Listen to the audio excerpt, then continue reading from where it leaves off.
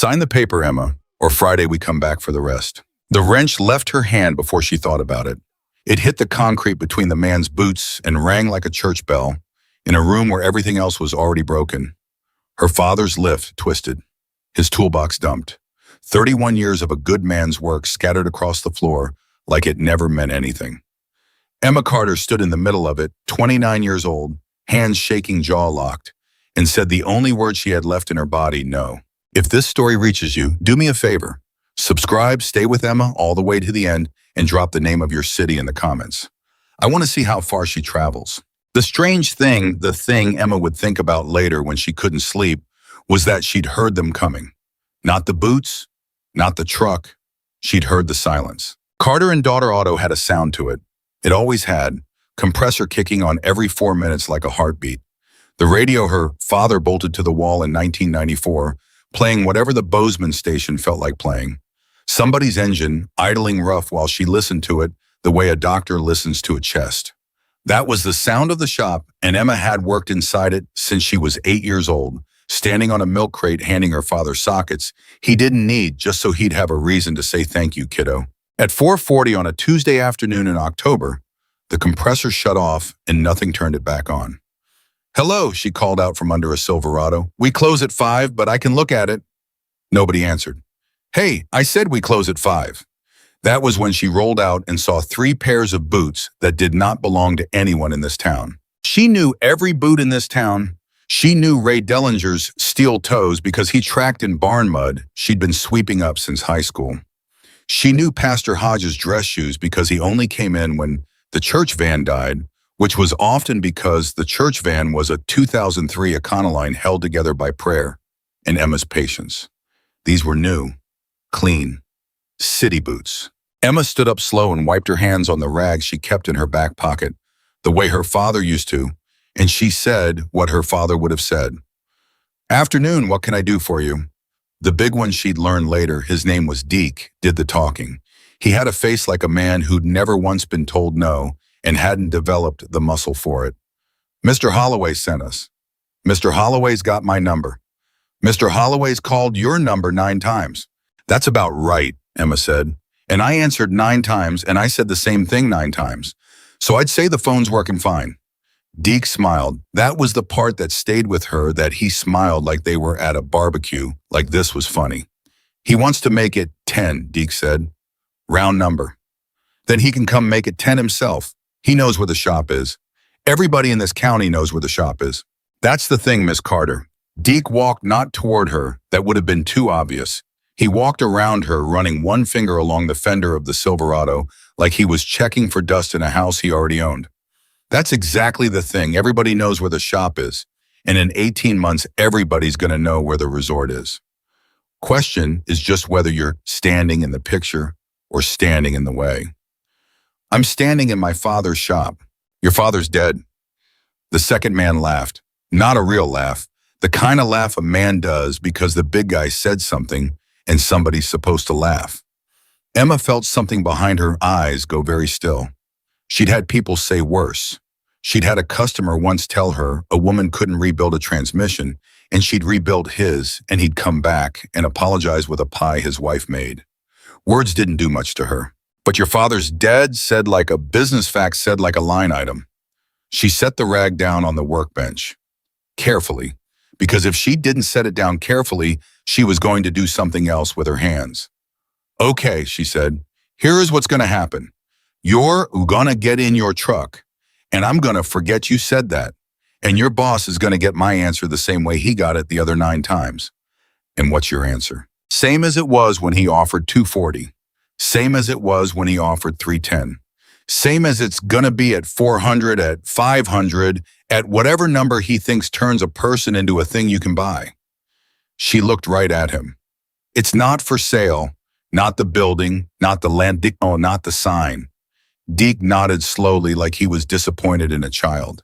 "Not the sign," he repeated, "not the sign." And then he reached out, almost lazy, and pushed her father's coffee mug off the workbench. It hit the floor and broke into 4 pieces. "Number 1 Dad," it said in letters a 9-year-old had painted at a craft fair in 2003, and now it said "Number 1 and D," and a curve of white ceramic that used to be part of the handle he'd hooked his thumb through every morning for 20 years. Emma didn't move. Oops, Deke said, and then the third man swung the first bar. She would tell the sheriff it lasted 4 minutes. It didn't. It lasted about 90 seconds. But there's a math that happens inside a person when they watch their whole life get taken apart. And the math is wrong, and 90 seconds becomes a year. They knew what to break. That was what she understood later, lying awake at 3 in the morning, that they knew what to break. They didn't smash the windows. Windows were cheap, and windows were visible from the road. They went for the lift. They went for the alignment rack. They went for the diagnostic computer she'd financed over 36 months and had 11 payments left on. They went for the tire machine and the compressor and the welder. They broke the things that made it a shop instead of a building. And Emma? Emma went at them. Of course she did. She got a hand on the third man's jacket and pulled hard enough to spin him, and Deke caught her around the middle and set her down on the floor, not gently, but not like he wanted to hurt her either. And that was somehow worse because it meant he wasn't even trying. Stay down, he said. This part's not about you. Get out of my shop. Stay down, Emma. He used her first name, like they were friends, like he knew her. And when it was over, when the noise stopped and the dust hung in the air and the compressor was a dead thing on its side, Deke crouched down in front of her elbows on his knees and spoke in a voice that was almost kind. I want you to hear me. You seem like a decent person. My mother was a decent person. We're not making a comment on your character. He glanced around at the wreckage. This was the polite one. The polite one, Emma repeated. This was the one where nobody's in the hospital. This was the one where your insurance covers about 60% and you cry for a week and then you're reasonable. He stood. Friday, Mr. Holloway's office. 10 a.m., bring a pen. And if I don't come, Deke was already walking out. He didn't even turn around. Then Friday we come to you. The sheriff's deputy who took the report was 24 years old and had gone to school with Emma's cousin. His name was Trent, and his hands shook worse than hers did while he was writing. Did you get a plate? No. Faces, could you pick them out? I could pick that man out of a stadium, Trent. Okay, good, that's good. He kept writing. He didn't look up. And you said you said a name. Richard Holloway. Trent's pen stopped. It stopped for about 1 second, maybe less. And in that 1 second, Emma Carter learned everything she needed to know about the next 3 months of her life. Trent, I gotta write what you tell me. Then write it. I'm writing it. He wrote it, but he wrote it small. Emma M. Look, I'm gonna file it. I am. But I want you to understand how this goes okay. 3 guys, no plate, no cameras, no witnesses. They said a name in a room with 2 people in it, and one of them's the victim. He rubbed his face. That's not a case, that's a story. It's not a story, it happened. I believe you. And the thing was, he did. That was what broke her a little. He believed her completely, and it didn't matter at all. I believe you, and I'm telling you what the county attorney's gonna say, and he's gonna say, bring me something I can hold. Emma looked at the 4 pieces of a coffee mug on the floor, which she had not picked up because picking them up would mean it was over. He's gonna say that, she agreed. Do you have anybody? Trent asked. Family or anybody? I've got customers. That's not the same thing. Around here, Emma said, I thought it was. By Thursday, she found out it wasn't. It started small the way these things do. Marla from the flower shop across the road came over with a casserole and stayed 19 minutes. And in those 19 minutes, she said, I'm so sorry 4 times and I just don't know what to tell you. Twice, and she left without ever saying the word Holloway. And Emma understood that Marla's lease came up in April, and Marla was scared. Then Bill Kestner called about his Ram. Hey, Bill. Emma? Hey, hi. How are you holding up? I heard about that's just terrible. I'm fine. Truck's ready. You can grab it whenever. Right, so funny thing? He laughed. It wasn't funny. So my son-in-law's been on me about the dealership package, the maintenance plan thing, and I've been putting him off, but he made a real good case, so... Bill, so I figure I'll settle up what I owe you and... Bill, did somebody call you? The pause on the other end of that phone was 4 seconds long, and it was the loudest thing Emma heard all week. Emma, I've got the Fairview contract. Bill said quietly. 51 units. That's my whole year. That's my whole year, Emma. Holloway's building Fairview. Emma, he is though, isn't he? I'm 63 years old, Bill said, and his voice cracked in a way that made her hate all of this more than she'd hated it when the bar came down on the lift. I got 2 years left, and I got a granddaughter with a thing with her hips she needs. I'm not a brave man, Emma. I never claimed to be. Your dad was a brave man. I'm just a guy. Okay, Bill. I'm sorry. I said, okay. She hung up and stood there with her hand still on the phone and did the arithmetic. And the arithmetic was this: Bill Kessner was 7 vehicles. 7 vehicles was about $11,000 a year. And Bill Kessner talked to everybody. By Friday morning, 6 more had called. By the following Wednesday, 19. She didn't go to Holloway's office at 10 a.m. on Friday. She went at 9:40. The receptionist was young and had been told clearly what Emma looked like because her face did a small collapse the second Emma came through the glass doors in a canvas jacket with her hands still black in the creases. Ma'am, do you have an... I've got a 10 o'clock, Emma said and walked past her. Richard Holloway's office had a view of a mountain her father had taught her the name of. He was on the phone when she came in. He held up one finger 1 minute, and Emma stood there and let him because she wanted to see how long he'd do it. He did it for 2 minutes and 11 seconds. Then he hung up and stood and put out his hand and said, Emma, I'm so glad you came. She didn't take the hand. Fair enough, he said and sat back down entirely unbothered. Coffee. You had my shop wrecked. I heard about that. It's disgraceful. I want you to know I've already had my people ask around. He shook his head. Vagrants, most likely. There's an element that's moved into the valley the last few years. It's part of why the project matters so much. A place like this either grows or it rots. There's no third option. And here's what Emma had not expected and what she was not prepared for. He was good at it. She'd built him up in her head as a cartoon, a fat man with a cigar. But Richard Holloway was 61 and trim, and he looked her right in the eye, and he had a photograph on his desk of himself with a shovel at a groundbreaking surrounded by people who were genuinely smiling, and he spoke about her town like he loved it. Maybe he did. That was the horror of it. He probably did love it. He just loved it the way a man loves a thing he owns. Your man said Friday you'd come to me if I didn't come to you, Emma said. My man. Holloway frowned faintly. Which man? Big, neck like a fire hydrant, called me Emma like we grew up together.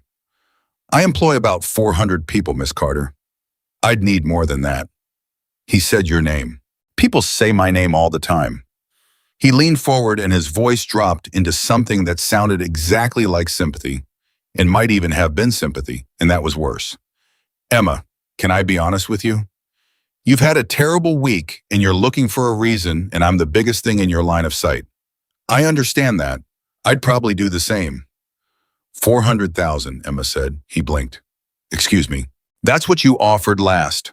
400. You want to talk about the shop? Let's talk about the shop, because that's the only thing you and me have to say to each other. Holloway sat back, and for 1/2 of 1 second, something moved behind his face, something that was not sympathy, and was not patience, and was not the man in the photograph with the shovel. Then it was gone. 425, he said, and I'll cover the equipment loss off the books today, no insurance paperwork. Call it 110 total. You walk out of here at 535 and change with no debt and no lift and no reason to ever crawl under a truck again in the cold. No. Emma, you want to know what my answer is? She put both hands on his desk and leaned down, and she was aware distantly that her hands were leaving marks on the wood, and she was glad. My father bought that lot in 1991 with money he made driving a hay truck at night while he did brake jobs during the day. He put the sign up himself. He fell off the ladder doing it and broke his wrist and finished it left-handed, and it's crooked, Mr. Holloway. It's been crooked for 34 years. Everybody in this town knows that sign's crooked, and nobody's ever asked me to fix it. That's what you're offering 425 for. And there's no number. There's no number because it's not a number kind of thing. Holloway looked at her for a long moment. Then he said gently, everything's a number kind of thing. That's not cruelty, Emma. That's the arithmetic of being alive. Your father would tell you the same. Don't. I mean it kindly. You don't get to say what he'd tell me. Then let me say what I'll tell you. He stood and he buttoned his jacket and he walked her to the door with a hand almost touching her back. And he said the following in the exact tone a man uses to recommend a restaurant. You're going to lose the shop, not because of me, because of 100 small things you won't be able to trace to anybody. Your supplier's going to have delays. Your insurance adjuster's going to find that the policy your father wrote in 2009 doesn't cover vandalism during an active dispute over the premises. Your customers are going to remember appointments they made somewhere else. And in about 90 days, you're going to sit down at that desk with the crooked sign over your head, and you're going to do the arithmetic, and the number's going to be smaller than 425.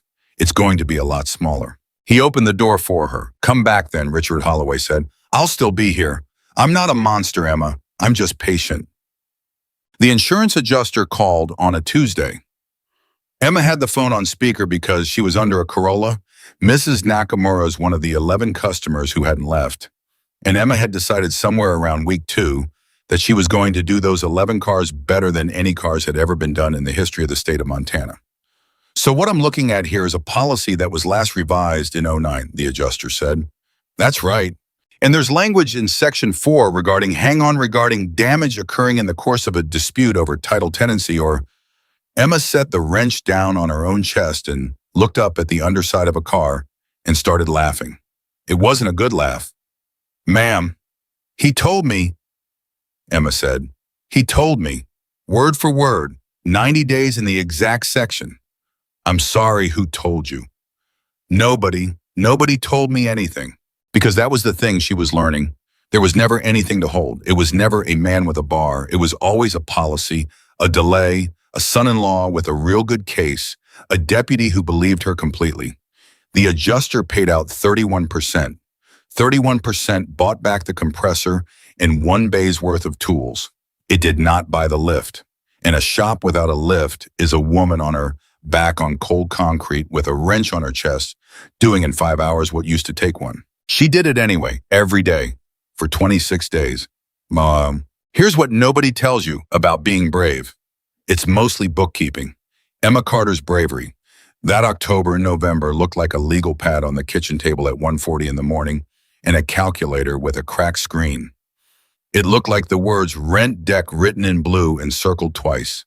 It looked like her sitting there in her father's chair, which she had never gotten rid of and which still had the shape of him in the cushion, and doing the arithmetic Holloway told her she'd do. She got to a number. It was $8,400 short. And Emma put her face in her hands, 29 years old, alone, in a house that had 4 rooms and a picture of a man in the hall, and she said out loud to nobody, Dad, I'm gonna lose it. Nobody answered. That's not a movie. Nobody answered. There's no lights flickering, no wind, no sign. There was a refrigerator humming and a clock, and a woman crying into her hands at 1:40 in the morning. And that's all there was, and that's the truest thing in this whole story. She cried for about 4 minutes. Then she wiped her face and she flipped the legal pad to a fresh page and she wrote at the top, who's left? 11 names. She started calling them at 7 the next morning. The thing about the Friday man was that Emma had never once thought about him. Not once. That was the part that would take her apart later, that for 11 months a man had been showing up at her shop every single Friday and she had filed him in her head under nice old guy Harley tips too much and never given him another second of thought. His name was Jack Walker. He was somewhere north of 65. He had a white beard he kept short and hands like tree roots, and he rode a shovel head that was older than Emma and better maintained than most marriages. He came in every Friday at 8:10 in the morning. He never wanted much. Oil, a cable. Once he wanted her to look at a wobble that turned out to be nothing, and when she told him it was nothing, he'd said, huh, and paid her the diagnostic fee anyway, and she'd argued with him about it for 5 minutes and lost. He drank 1 cup of coffee in the waiting room black, and he read whatever ancient magazine was there, and he left. 11 months. 46 Fridays. And Emma Carter had never asked him one single question about his life. He didn't come the Friday after the attack. She didn't notice. He didn't come the Friday after that either. She noticed a little. The 3rd Friday, she was on her back under Mrs. Nakamura's Corolla at 8:10 in the morning when she heard a shovel head come up the road and shut off outside her open bay door, and she heard boots. Old boots. Worn boots, this town's kind of boots, walk in and stop. And they stood there. They stood there for a long time, long enough that Emma stopped working and just lay there under the car, listening to a man not say anything. Finally, she rolled out. Jack Walker was standing in the middle of her wrecked shop with his helmet under his arm, looking at the empty place where the lift used to be. He wasn't looking at her. He was looking at that bare patch of floor with the 4 anchor bolts still sticking up out of the concrete sheared off clean. He looked at it for a long time. "Coffee's still free," Emma said. "But the machine's broke, so it's gas station." Jack didn't laugh. "Who did this?" he said. It wasn't a question. She noticed that. It didn't have a question in it anywhere. "Nobody," Emma said. "That's the answer, apparently. It was nobody." "Emma, you want the honest version, 3 guys. One of them put his hand on me. They said a name, and the name doesn't stick to anything, and I've got a deputy who believes me, and a county attorney who doesn't, and my insurance paid 31 cents on the dollar, and I'm 8,000 short on December, and I've got 11 customers left out of 140. She said it fast, all of it like ripping tape off. "So that's the honest version. And I don't know why I just said all that to a man whose last name I'm not 100% sure of. Walker," he said. "I know it's Walker." "You said, 'I know it's Walker, Jack.' And Emma didn't plan this. She'd have paid money not to do it," her voice went. "Right in the middle of the shop, right in front of a customer." "I know it's Walker," she said again, and it came out in pieces. Jack Walker stood very still. He didn't come toward her. He didn't say it's okay because it wasn't, and he seemed to know that saying it would be an insult. He set his helmet down on the bench. He took off his jacket and hung it on the nail where her father used to hang his. And he said, 4 bolts sheared. That's a 12-pound sledge minimum, and somebody who knew where to hit it. That's not vagrants." Emma wiped her face with the back of her wrist. "No," she said. "It's not. No." Jack crouched down by the anchor bolts and put 2 fingers on the sheared metal almost tenderly, the way you'd touch a bruise on somebody you loved.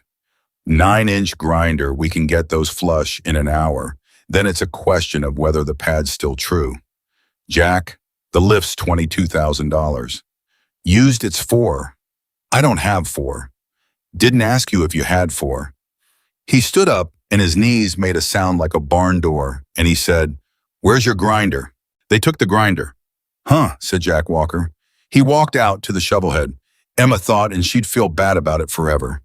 She genuinely thought, there he goes.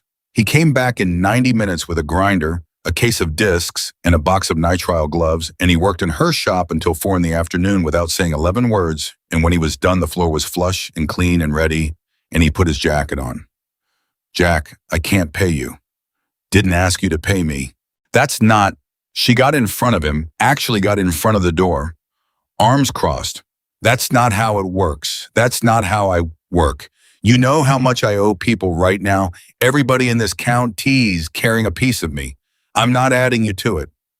Jack Walker looked at her for a second. Then he said something that Emma would turn over in her head for the next 11 days at night in the dark, trying to find the bottom of it. He said, "You already paid, kid. You just don't remember doing it." And he put his helmet on and rode away. She thought about it Saturday. She thought about it Sunday, and it kept her up. Monday, she called Trent, which was a mistake because Trent had a wife and a baby now. And Trent said, I really can't be. I'm not supposed to run people for..." And then he ran him anyway because Trent believed her completely. And he called back at 9 that night, and his voice was different. "Emma, yeah, you're a Friday guy. Jack, John Ellis Walker, born 1958. And Emma, I'm..." Trent laughed once, and it sounded like a man who's just seen something on the far side of a hill. "I don't even know how to say this to you." "Say what?" "You ever look at his hands? He's a mechanic, or he was, 60-something years of he's not a mechanic." Emma sat down.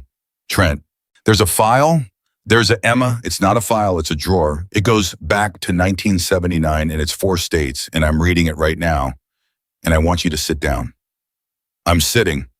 "Do you know what that jacket is?" Trent said. "The one he hangs up in your shop every Friday. Do you know what he took off to hang it up?" And Emma Carter, 29 years old, ran in her father's kitchen with a legal pad that said, "Who's left?" and 11 names on it, looked out the window toward a shop with no lift and a crooked sign, and 46 Fridays she had never once thought to ask about, and realized she had been wrong about exactly one thing since the day her father died. She'd been wrong that she was fighting alone. She'd been wrong for 11 months. "Say it, Trent." "Okay." Paper moving on the other end of the line, a man swallowing. "John Ellis Walker, and I'm reading you the top sheet only because the rest of it I'm not even supposed to have open on this screen. First entry's Oakland, October 1979. He's 21. And M, the affiliation code on this thing. Say the words." "Hell's Angels," Trent said. "Sonoma Charter. Then Oakland. Then it stops saying charter, and it starts saying something else. And I don't know what the something else means, but there's a federal flag on the file, and the flag's from 1994, and nobody ever took it off." Emma looked at the wall of her father's kitchen. "He drinks coffee in my waiting room," she said. "I know. He reads a Field and Stream from 2011. "Emma, he argued with me for 5 minutes because he wanted to pay a diagnostic fee I was trying not to charge him. 5 minutes. He won." "Emma, there's 26 years on this, and then there's nothing," Trent said. "That's the part I can't get past. It stops. 2005, it stops. Like a man walked off the edge of the world. No arrests, no stops, no citations, nothing. Not so much as a seatbelt ticket for 21 years. He exhaled. "And then 11 months ago, he starts buying oil filters from you every Friday. 14 months. "What?" "He started 14 months ago," Emma said slowly. "Not 11. I said 11 because that's when I started counting him as a regular. But he started before that." She was standing now. She didn't remember standing. "Trent, he started right after my dad died." Neither of them said anything for a second. "How right after?" Trent said. "I don't know." "Emma, how right after?" "I don't know, Trent. I was," and her voice did a thing she hated. "I was busy that month. Okay, I was busy that month burying my father." She hung up on him. She wasn't proud of it. She'd apologize later and he'd say, "Don't worry about it," and mean it because that was Trent. But right then she stood in a kitchen at 9 at night and did the math on a man she'd said hello to 46 times and asked nothing. Ever, not one question, not one. And the math came out to this. Her father died on a Tuesday in September, and a stranger on a shovelhead had started showing up on Fridays. She didn't sleep. She got maybe 40 minutes around 4, the kind of sleep that's worse than none. And at 7:20, she was standing in her own shop with a cold cup of gas station coffee going colder in her hand, waiting. At 8:10 exactly, she heard the shovelhead. He always came at 8:10. 14 months, and Emma had never once thought about the fact that a retired man with nowhere to be arrived at the same minute every single week.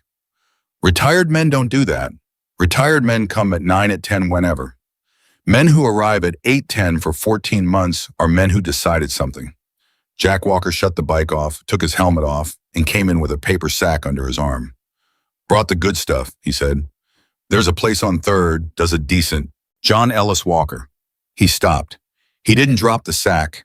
He didn't reach for anything. He didn't get bigger the way men get bigger. He just stopped about 11 feet inside her bay door, and something in his face closed like a hand. "Huh," he said. "That's it, huh? Well," he set the sack down on the bench carefully the way he set everything down. "I've been waiting 14 months for somebody in this town to type my name into something. I figured it'd be the bank." "Sonoma," Emma said. "Oakland." "Yep. 1979. 78 actually," Jack said. "Whatever they've got, it's late. I was 17 the first time I sat on the back of one of those. Nobody writes down a 17-year-old. Emma stared at him. "You're not going to deny any of it." "Why would I deny it? It's true." "Because that's what people do, Jack." Her voice came up and she let it. That's what everybody does. Everybody's got the version. Everybody's got the, but actually Holloway sat in a chair with a mountain behind his head and told me he loved this town while he was strangling me with both hands. And you're standing there with a bag of dough in it saying, "Yep, yep." Stop saying yep. "Emma, 14 months. She threw the coffee, not at him at the wall, and it burst and ran down over the pegboard where her tools used to hang, and she stood there in her father's shop with her chest going like a bellows and her eyes hot and furious, and she said, 14 months you've been coming here, And you knew him, didn't you? You knew my dad." Jack Walker looked at the floor, and Emma watched a 68-year-old man's shoulders come down about an inch, and she understood she just hit something that had been sitting there loaded since before she was born. "Yeah," he said, "I knew Ray." "How?" "Emma, how, Jack? Because I sat in that hospital for 9 days, and I heard every story that man had, every one. I heard about Vietnam that he wasn't in, and I heard about the hay truck, and I heard about my mother, and he never once, not one time, said the name Jack Walker." She was crying now, and she was so angry about crying that she was crying harder. "So how do you know my father?" Jack was quiet for a long moment. Then he said, "Because he wouldn't have told you. That's how you know it was him." "That's not an answer." "No." He pulled the shop stool over and sat down on it, heavy, and his knees made that barn door sound, and he put his hands on his thighs and looked at them. "No, it's not." "Then give me one. You're not going to like it." "I don't like anything right now." "Jack, that ship has sailed. That ship is gone." "February of '96, Jack Walker said. And Emma shut up. "February of '96, I was riding east out of Spokane in weather that had no business having a motorcycle in it. And I want you to understand, I wasn't riding east because I'm tough or because I'm stupid, although both of those are true. I was riding east because my son was dead." The shop was very quiet. "His name was Danny," Jack said. "He was 19. He had nothing to do with any of my life. That was the deal I made with his mother, and I kept it. I kept it for 19 years. I saw that kid maybe 11 times. And he got hit by a man in a Buick who ran a light in Bismarck, North Dakota, and I found out about it 3 days late because I wasn't on anybody's list to call." Emma didn't move. "So I got on the bike," Jack said, "because that's the only thing I ever learned to do with anything. And about 2 hours east of here, in the dark, on the 2nd of February, the primary chain on a 1974 shovelhead let go and took the case with it, and I sat down in the snow on the side of Highway 2 with 380 miles left to go and about 9 hours before they put my son in the ground." He rubbed his beard. "A man in a Ford pulled over," he said. Emma's mouth opened. Nothing came out. "He had a heater that didn't work and a thermos that did," Jack said. "And he loaded that bike in the bed by himself because I couldn't lift and I couldn't talk, and he took me to a shop with a crooked sign on it, and he looked at that case for about 90 seconds and he said, 'Mister, I can fix this. I can't fix it by tomorrow morning.'" "Dad," Emma said. "And I said, then I guess I'm not going." And I sat down in that waiting room right there, that chair, that exact chair you've still got, and I put my head in my hands, and I did not care about one single thing in the world anymore. Jack looked up at her. "And Ray Carter closed his shop," he said, "on a Friday, with 3 cars on the lot and customers waiting. He closed it and he put a sign on the door, and he drove me 380 miles to Bismarck, North Dakota in a Ford with no heat, and he sat in the back of a church where he didn't know one person, and then he drove me back." Emma had put a hand on the workbench without deciding to. "He never said a word the whole way out," Jack said. Nine hours, not one word, and I've thought about that more than anything anybody's ever said to me, because everybody says something, Emma. Everybody's got the thing they say. He's in a better place. God's got a plan. Your father drove 9 hours and said nothing, and that was the only decent thing anybody did for me in my entire life." "What did he say on the way back?" Jack smiled barely. "On the way back, he talked the whole time," he said. "About you." Emma made a sound. "You were, what, 8 months old, 9. He talked about you for 380 miles. He told me you had a laugh like a smoke alarm. He told me he was going to teach you the shop, even if it was the last thing he did, because he said, and I remember this, he said, a kid that knows how to fix things is never going to be scared of a broke thing." Emma turned around. She had to. She stood facing the pegboard with coffee running down it, and she put both hands over her face. "And when I tried to pay him," Jack said quietly behind her, he said, and I want you to hear this in his voice because you know his voice better than I do. He said, "You don't owe me. Somebody down the line's going to need something. Just be there." Emma didn't turn around. "So I've been there," Jack Walker said, "every Friday for 14 months. That's it. That's the whole thing. I read a magazine and I buy an oil filter I don't need, and I make sure the girl's still standing." "You don't need the oil filters." "I have got," Jack said, 109 oil filters in my garage." And Emma Carter laughed. It came out of her like something breaking loose. She laughed and cried at the same time in the middle of a wrecked shop, and she said, 109. And Jack said, some of them don't even fit. And she laughed harder, and it turned into something else halfway through, and she sat down on the floor. Jack let her. He didn't come over. He let her sit on the floor of her father's shop and get it out, and he looked at the ceiling like a man waiting for a bus. Finally, she said from the floor, you should have told me. Yeah. 14 months, Jack. Yeah. Why didn't you? And Jack Walker said, because the second I tell you you owe me something, and your dad didn't do it that way. He stood up off the stool. Man drives you 9 hours and then tells you about it. He didn't drive you 9 hours. He bought you for 9 hours. There's a difference. Took me until I was about 50 to learn it, and I learned it from a guy in a Ford with no heat. Emma sat there. Trent said there's 26 years in your file. There is. And then it stops in 2005. It does. What happened in 2005? Jack picked up the paper sack, opened it. It took out a donut and handed it down to her on the floor. Different day, he said, or Mark. The condemnation notice came on a Thursday. It was taped to the bay door in a plastic sleeve orange, and Emma read it 4 times standing in the cold before any of the words connected to each other. Structural evaluation, non-compliance. Article 12, Section 4, unsafe for occupancy pending certification. She called the county building office and got a woman named Denise who had known Emma's father for 30 years and who could not look at her through a telephone. Denise, it's Emma. I know, hun. There's an orange thing on my door. I know, hun. Denise, the building's fine. The building's been fine since 1991. There's not a crack in that slab I'd know. I lay on it 11 hours a day. It's the roof structure, Denise said. The report says there's a load concern with the modification over Bay 2. Bay 2 was modified in 2004. I know, Hanshun. By a licensed contractor. There's a permit. You stamp the permit. Denise, your initials are on it. I'm looking at it right now. It's in a folder my dad labeled with a label maker. Emma. Denise's voice dropped. Emma, somebody filed a complaint. Emma went still. Who? It's anonymous. Who files an anonymous complaint about the roof of a building they've never been in? I can't. Denise stopped. Started again. There's a reinspection process. There's a form. You get it certified by a structural engineer and you submit it and the notice comes off. How long?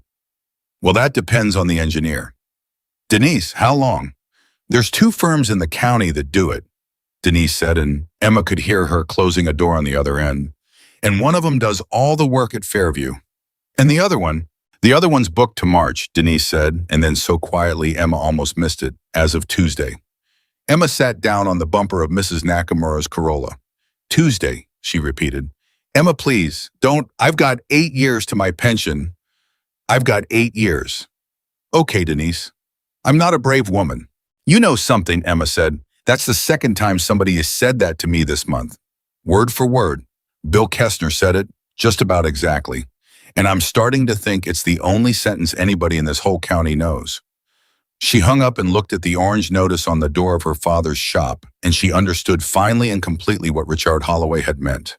100 small things you won't be able to trace to anybody. He'd told her. He'd sat there and told her the whole plan out loud in order, and she'd been too angry to take notes. Jack read the notice for about 8 seconds. Bay 2, he said. Bay 2's fine. I know Bay 2's fine. I've been standing in Bay 2 every Friday for 14 months. He handed the sleeve back to her. Doesn't matter. That's not what this is. What is it then? It's a clock, Jack said. That's all it is. That's the whole trick. He doesn't need you to lose. He needs you to run out of time. Every one of these things, the donut man with the contract, the insurance fellow, none of them can beat you. They just cost you a week, then another week. And a woman with 11 customers and no lift doesn't have 11 weeks. Emma looked at him. You've seen this before, she said. Jack didn't answer that. Jack, you've seen this before. I've been on the other side of it, Jack Walker said. Emma's stomach turned over. What does that mean? It means I'm 68 years old and I've done things I'm not going to dress up for you, he said. And for the first time since she'd met him, there was something in his voice that made her want to take a step back. You want the version where the old man's got a heart of gold and a rough past. There's no such thing. I know how this works because I used to be the guy in the parking lot. I used to be the fella that stands there and says nothing and lets a man do the arithmetic on his own family. I was good at it. I was better at it than those three clowns that came in here. And I'll tell you how I know, because when I did it, nobody ever had to break anything. The shop was quiet. That's what I am, Shop what I am, Jack said. So don't go making me into your dad. Your dad was one thing and I'm another thing. And the whole reason I keep coming back here is because he never once made me feel like I was the other thing. Emma stood there with an orange notice in her hand. How long, she said finally. How long what? How long did it take you to stop being him? Jack Walker was quiet a long time. Longer than it should have, he said, and it cost more than it should have.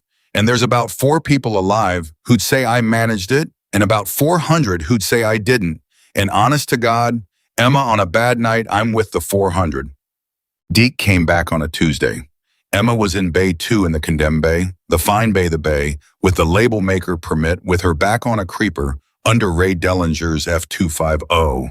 And she heard the truck, and she knew the truck, and her whole body went to ice water in about a half second. Then she heard something she didn't expect. She heard the truck door open and then nothing. No boots. She rolled out. Deke was standing about 6 feet from his open truck door, and he was not looking at Emma. He was looking at Jack Walker, who was sitting on an upturned bucket by the bay door with a cup of coffee doing nothing. Exactly nothing the way a man does nothing when he's waited a long time. Deke did not move. Emma got up off the creeper very slowly. Miss Carter, Deke said. He said it without taking his eyes off Jack. Deke. You remember my name. I remember your face, your boots, your truck, and what you said about my father, Emma said. The name's the least of it. That's fair. Still not looking at her. Mr. Holloway wanted me to come by and see if you'd had a chance to reconsider. Sit down, Jack said. Deke's head turned. Excuse me? There's a bucket. Jack nodded at 4 feet away. Sit down. You're standing there like you've got someplace to be, and you don't, so sit down. And Emma watched a 260-pound man look at an upturned bucket and then at a 68-year-old with a cup of gas station coffee, and she watched something happen in Deke's face that she did not have a name for. He didn't sit down, but he didn't leave either, and he didn't say anything for a good 5 seconds, which for Deke was an eternity. Do I know you? He said. No, Jack said. I feel like I know you. You don't. See, I think I do. Deke took a step. One, Charm, because I did 11 years out of Bakersfield, and there's a thing on your hand that You don't know me, Jack Walker said. And here's how you can tell. If you knew me, you'd have got back in that truck about 40 seconds ago. You're still standing here, so you don't know me. You just heard about me. That's a different thing, and it's a worse thing because a man who's heard about me does exactly what you're doing right now, which is stand in a driveway trying to decide. Nobody moved. I'm not going to touch you, Jack said.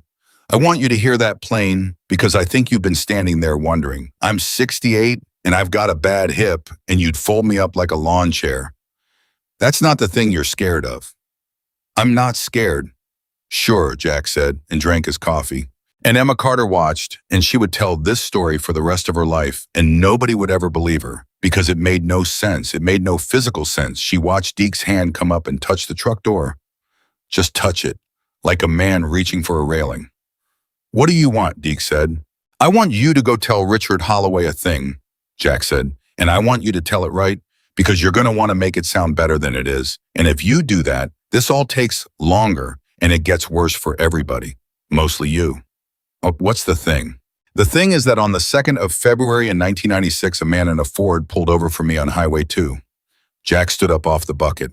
His knees made the barn door sound, and it was the loudest thing in the driveway. That's it. That's the whole message. He's not going to understand it. Tell him anyway, word for word. 2nd of February 1996, Highway 2, a man in a Ford. Deke stared at him. That's not a message. It's the only one there is. He's going to ask me what it means. Then you tell him. Jack Walker said that he's got until Friday to look it up. Deke stood in the driveway for another 3 seconds. Then he got in the truck and left, and he did not say one more word to Emma, and he did not look at her. And when the sound of the engine was gone, she found that she'd been holding a 3/4-inch wrench the entire time, hard enough that her hand had gone white. Jack. Yep. Jack. Yep. What in the hell was that? Jack sat back down on the bucket. That was a man doing arithmetic, he said. Boom. Holloway called her at 6:40 that evening. Not an assistant, not a number she didn't know. Richard Holloway himself from a cell phone, and Emma stood in her kitchen and let it ring 4 times just to prove she could. Miss Carter, it's Emma. It was Emma in your office. You don't get to go back to Miss Carter now that you're nervous. There was a pause, and this was the thing about Holloway, this was what made him so much worse than Deke would ever be. He laughed. A real laugh, delighted. That's good, he said. That's very good. You're going to be formidable in about 15 years. Do you know that I mean it sincerely? If I were 40, I'd hire you. Say what you called to say. John Ellis Walker, Richard Holloway said. Emma's grip on the phone changed. 2nd of February, 1996, he went on mild as milk. Highway 2. I did look it up, by the way. It took my people about 90 minutes, which I found disappointing. I pay them rather more than 90 minutes worth. And do you know what they found? You tell me. Nothing, Holloway said. Nothing at all. There's no report, no tow record, no arrest, no incident, no anything. Which means it's personal. Which means it's about your father. He let that sit for exactly the right amount of time. Which means, Emma, that the only thing that man has ever given you is a debt he's decided you're carrying. You don't know what you're talking about. I know that he's been in your shop every Friday for 14 months, and you never asked him why, Holloway said. I know you found out who he was from a sheriff's deputy and not from him. I know that in 26 years, that man was named and my people gave me the number, and I'm going to say it out loud because I want you to hear it. 41 separate federal filings. 41 in 4 states. Now, did he do all of it? A little shrug in the voice. Probably not. Almost certainly not. That's not the point I'm making. Then make it. The point I'm making, Richard Holloway said gently, is that on Thursday morning, the county is going to receive a supplemental filing regarding the character of the operation at 411 Fremont. And it's going to include the fact that a woman is running a business with an unlicensed individual on premises, an individual with a federal flag on his file performing structural modifications to a building under an active condemnation order. Do you understand what I've just described? Emma's mouth had gone dry. You've described nothing, she said. He ground 4 bolts. I've described, Holloway said, the exact reason your certification is going to sit in a drawer for 11 months instead of 6 weeks. I've described why the 2 insurers left in this state who'd write you a garage policy are now going to write you nothing at all. I've described why every customer you've got left, and you've got what 9 is going to hear the words Hell's Angels, and your daughter walks past that shop every day. Emma put her hand flat on the kitchen counter. You brought me a weapon, Holloway said almost warmly. That's what I want you to sit with tonight. I couldn't beat you. I want to be honest because I respect you. I want you to know that at 3 weeks I told my board this was going to take a year. You are the hardest thing I've ever tried to move. And then you went and let an old man hang his coat on a nail. Get to it. 375, Richard Holloway said. Emma laughed out loud. She couldn't help it. It went down. It's going to keep going down. That's not a threat. That's a market. A pause. Or, Emma, listen to me because this is the part that matters and it's the only part I actually want you to hear. What? Tell him to stop coming. The refrigerator hummed. That's it, Holloway said. That's the whole thing. He never comes back. The supplemental filing never gets typed. The engineer has a cancellation and you and I go back to being 2 people arguing about a number, which, and I mean this, I was enjoying. I was enjoying it. You made me feel like a young man. His voice went softer. He's an old man with nothing left, Emma. He found a girl with her father's face and he decided to be somebody's hero for a year. That's not loyalty. That's a man using you to feel clean. Don't. You know I'm not wrong. That's why your voice sounds like that. Emma stood in her kitchen and hated him, and hated that she was crying and hated most of all the small, cold, honest part of her brain that said, is he wrong though? Friday 10 a.m. Holloway said, bring a pen or bring an answer. Either one's fine with me. And he hung up first. So she didn't sleep again. 2 nights out of 3 now. At 1:40 in the morning, she was in her father's chair with the legal pad, and she wrote out the whole thing in 2 columns like he'd taught her to when she was 12 and wanted a dirt bike. The right column had one thing in it, Jack. The left column had the shop that signed the crooked letters 34 years, her father's name on a piece of paper at the county, 11 customers, 9 customers, Denise's pension, Marla's lease, Bill Kestner's granddaughter's hips, and a man who would never in his life have to break another thing because he'd figured out that you don't need to break things when you can just make everybody around a person tired. She sat there until 3:15. Then she called him at 3:15 in the morning, and he picked up on the second ring, wide awake like a man who'd been sitting up too. Jack. Yep. I need you to not come Friday. The silence on that line went on so long, she thought the call had dropped. Okay, Jack Walker said, that's it, okay? What did you want me to say? I want you to, and her voice came apart in her father's kitchen at 3:15 in the morning. I want you to argue, Jack. I want you to tell me it's a bluff. I want you to say something. I've been sitting here for 4 hours waiting to be talked out of it. And you said, okay, in 1 second. Because he's right, Jack said. He's not right. He's right about the filing. He's right about the insurance. He's right about the mothers on Fremont Street. A long breath.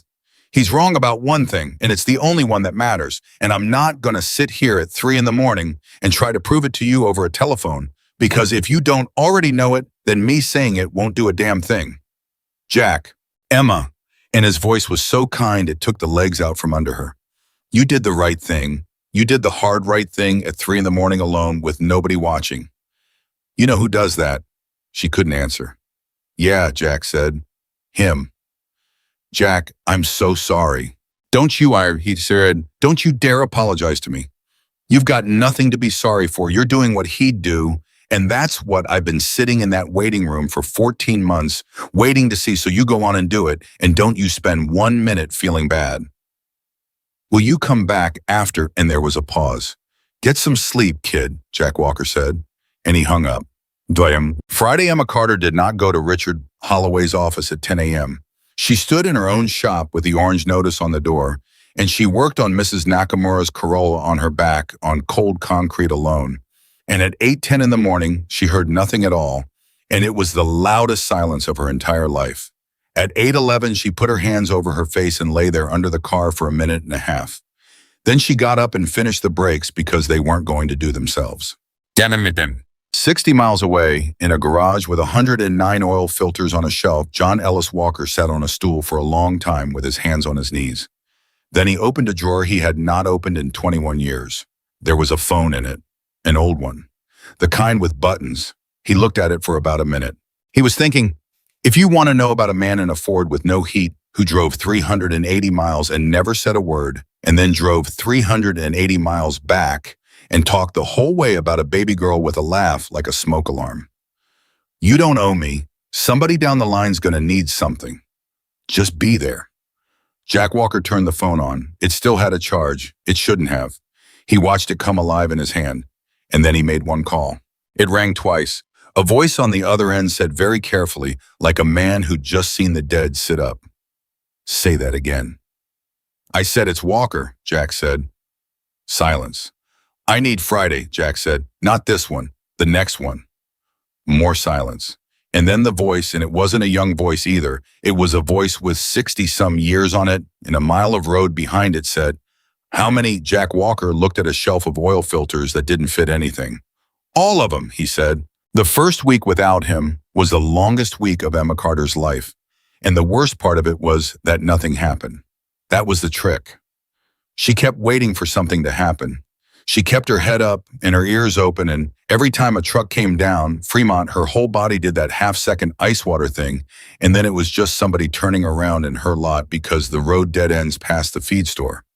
Nobody came. Nobody threatened her. Nobody broke one single thing. She just got quieter. Monday, she had 9 customers.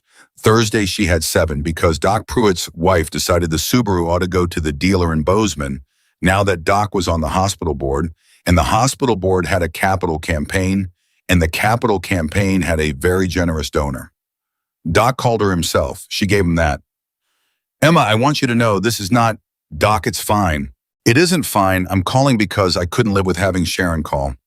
Your dad set my collarbone in the parking lot of the Elks in 1998 because I was drunk and he wasn't. He told me that story. He told everybody that story, Doc said. He told it wrong too. He told it like I was funny.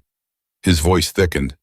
I'm 71 years old and I'm doing a cowardly thing, and I know it, and I'm doing it anyway, and I'd appreciate it if you didn't make it easy on me. Okay, Emma said. Then it's not fine. Thank you. Doc. Yeah. Does he call you personally, or is it in the air? Long pause. That's the part nobody's gonna be able to explain to you, Doc Pruitt said. It's in the air, Emma. That's what makes it work. If he called, I'd tell him where to go. He doesn't have to call. 7 customers. She did those 7 cars like they were the Sistine Chapel. Mrs. Nakamura's Corolla got new wipers. Mrs. Nakamura hadn't asked for and wasn't charged for. Ray Dellinger's F250 got its bedliner rebolted because Emma noticed it rattling and had nothing else to give anybody. She worked 11-hour days on 7 cars, and the arithmetic of that was insane, and she knew it, and she did it anyway because at 8:10 every Friday morning, there was a hole in the world now, and the only thing that filled it was noise. She never once picked up the pieces of the mug. They were still on the floor by the bench. She swept around them. Twice a week, she swept around 4 pieces of ceramic like they were a grave marker, and if anybody had asked her why, she'd have punched them. The engineer called on a Wednesday. That was the first good thing in 11 days, and Emma actually laughed out loud when the woman said the words because it was so simple. It was so stupid simple. So I had cancellation, the woman said. Tuesday the 9th. It's a 4-hour job. I look at the modification. I look at the permit history, I stamp it, or I don't. If it stamps, your notice comes off in about a week. Tuesday the 9th. Tuesday the 9th. Emma sat down on the bumper of the Corolla with her hand over her mouth. He never comes back. The supplemental filing never gets typed. The engineer has a cancellation. That's what Holloway had said, word for word, and Emma had lain awake for 11 nights telling herself she'd sold a man out for a maybe. Ma'am, you still there? I'm here, Emma said. Tuesday the 9th. I'll be here. I'm always here. She hung up and stood in the middle of her father's shop, and she felt this was the shameful thing. This was the thing she never told anybody. For a long time, she felt relief. She felt relief, and then about 4 seconds later, she felt what the relief was made out of, and she went outside and was sick behind the building. Trent came by Thursday. Off duty. Truck, not the unit. You look like hell, Em. You want a Coke? I've got a Coke. I want you to sit down for a second. I'm not sitting down, Trent. If I sit down, I'm going to sleep for a year. What have you got? He didn't want to say it. She could see him not wanting to say it, hat in his hands, 24 years old. The complaint on your roof, Trent said. The anonymous one. What about it? It's not anonymous. Emma set the wrench down. Say that again. They're anonymous to the public, Trent said. The county keeps a source off file. It's not a secret file. It's just nobody ever asks, so nobody ever pulls it. And I asked Denise, and Denise cried at me for about 10 minutes, and then she pulled it. Trent, who filed it? That's the thing. He looked up. It's a company. It's an LLC out of Delaware. It's got a registered agent in Helena. And if you follow it back, and I did, I sat up 2 nights on my kitchen table with my laptop like an idiot. It's got a manager listed, and the manager's another LLC, and that one's got a manager. And Emma, it goes 5 deep. But it ends somewhere. It ends somewhere, Trent agreed. And where it ends is a name that isn't Richard Holloway. Emma waited. It's Holloway's daughter-in-law, Trent said. It's a woman in Scottsdale, Arizona, who's 28 years old and does interior design and has, according to the Secretary of State of Delaware, 406 limited liability companies. Emma stared at him. 406. 406. That's not Trent. That's not a person.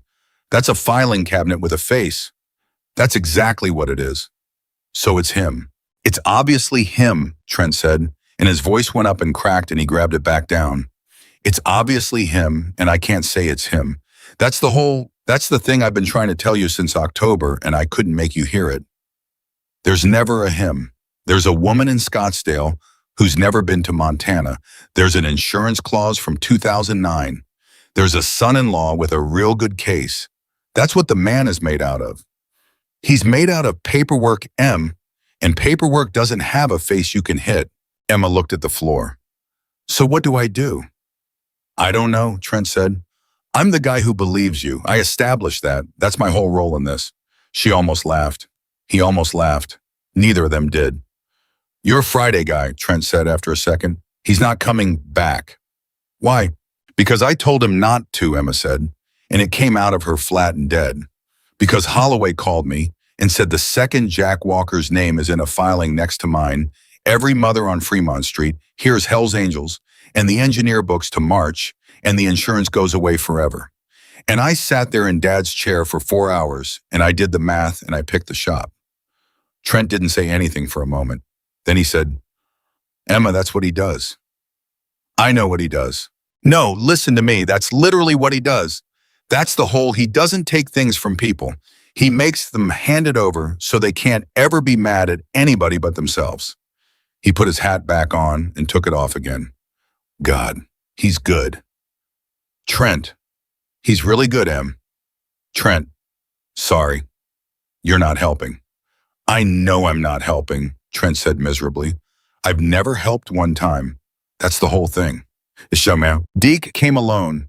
He came on a Saturday in a different vehicle, a Tacoma older mud on it, and Emma heard him park and did not roll out because she was under Ray Dellinger's truck, and she decided somewhere in the last 2 weeks that she was done getting up for people. She heard Boots come in.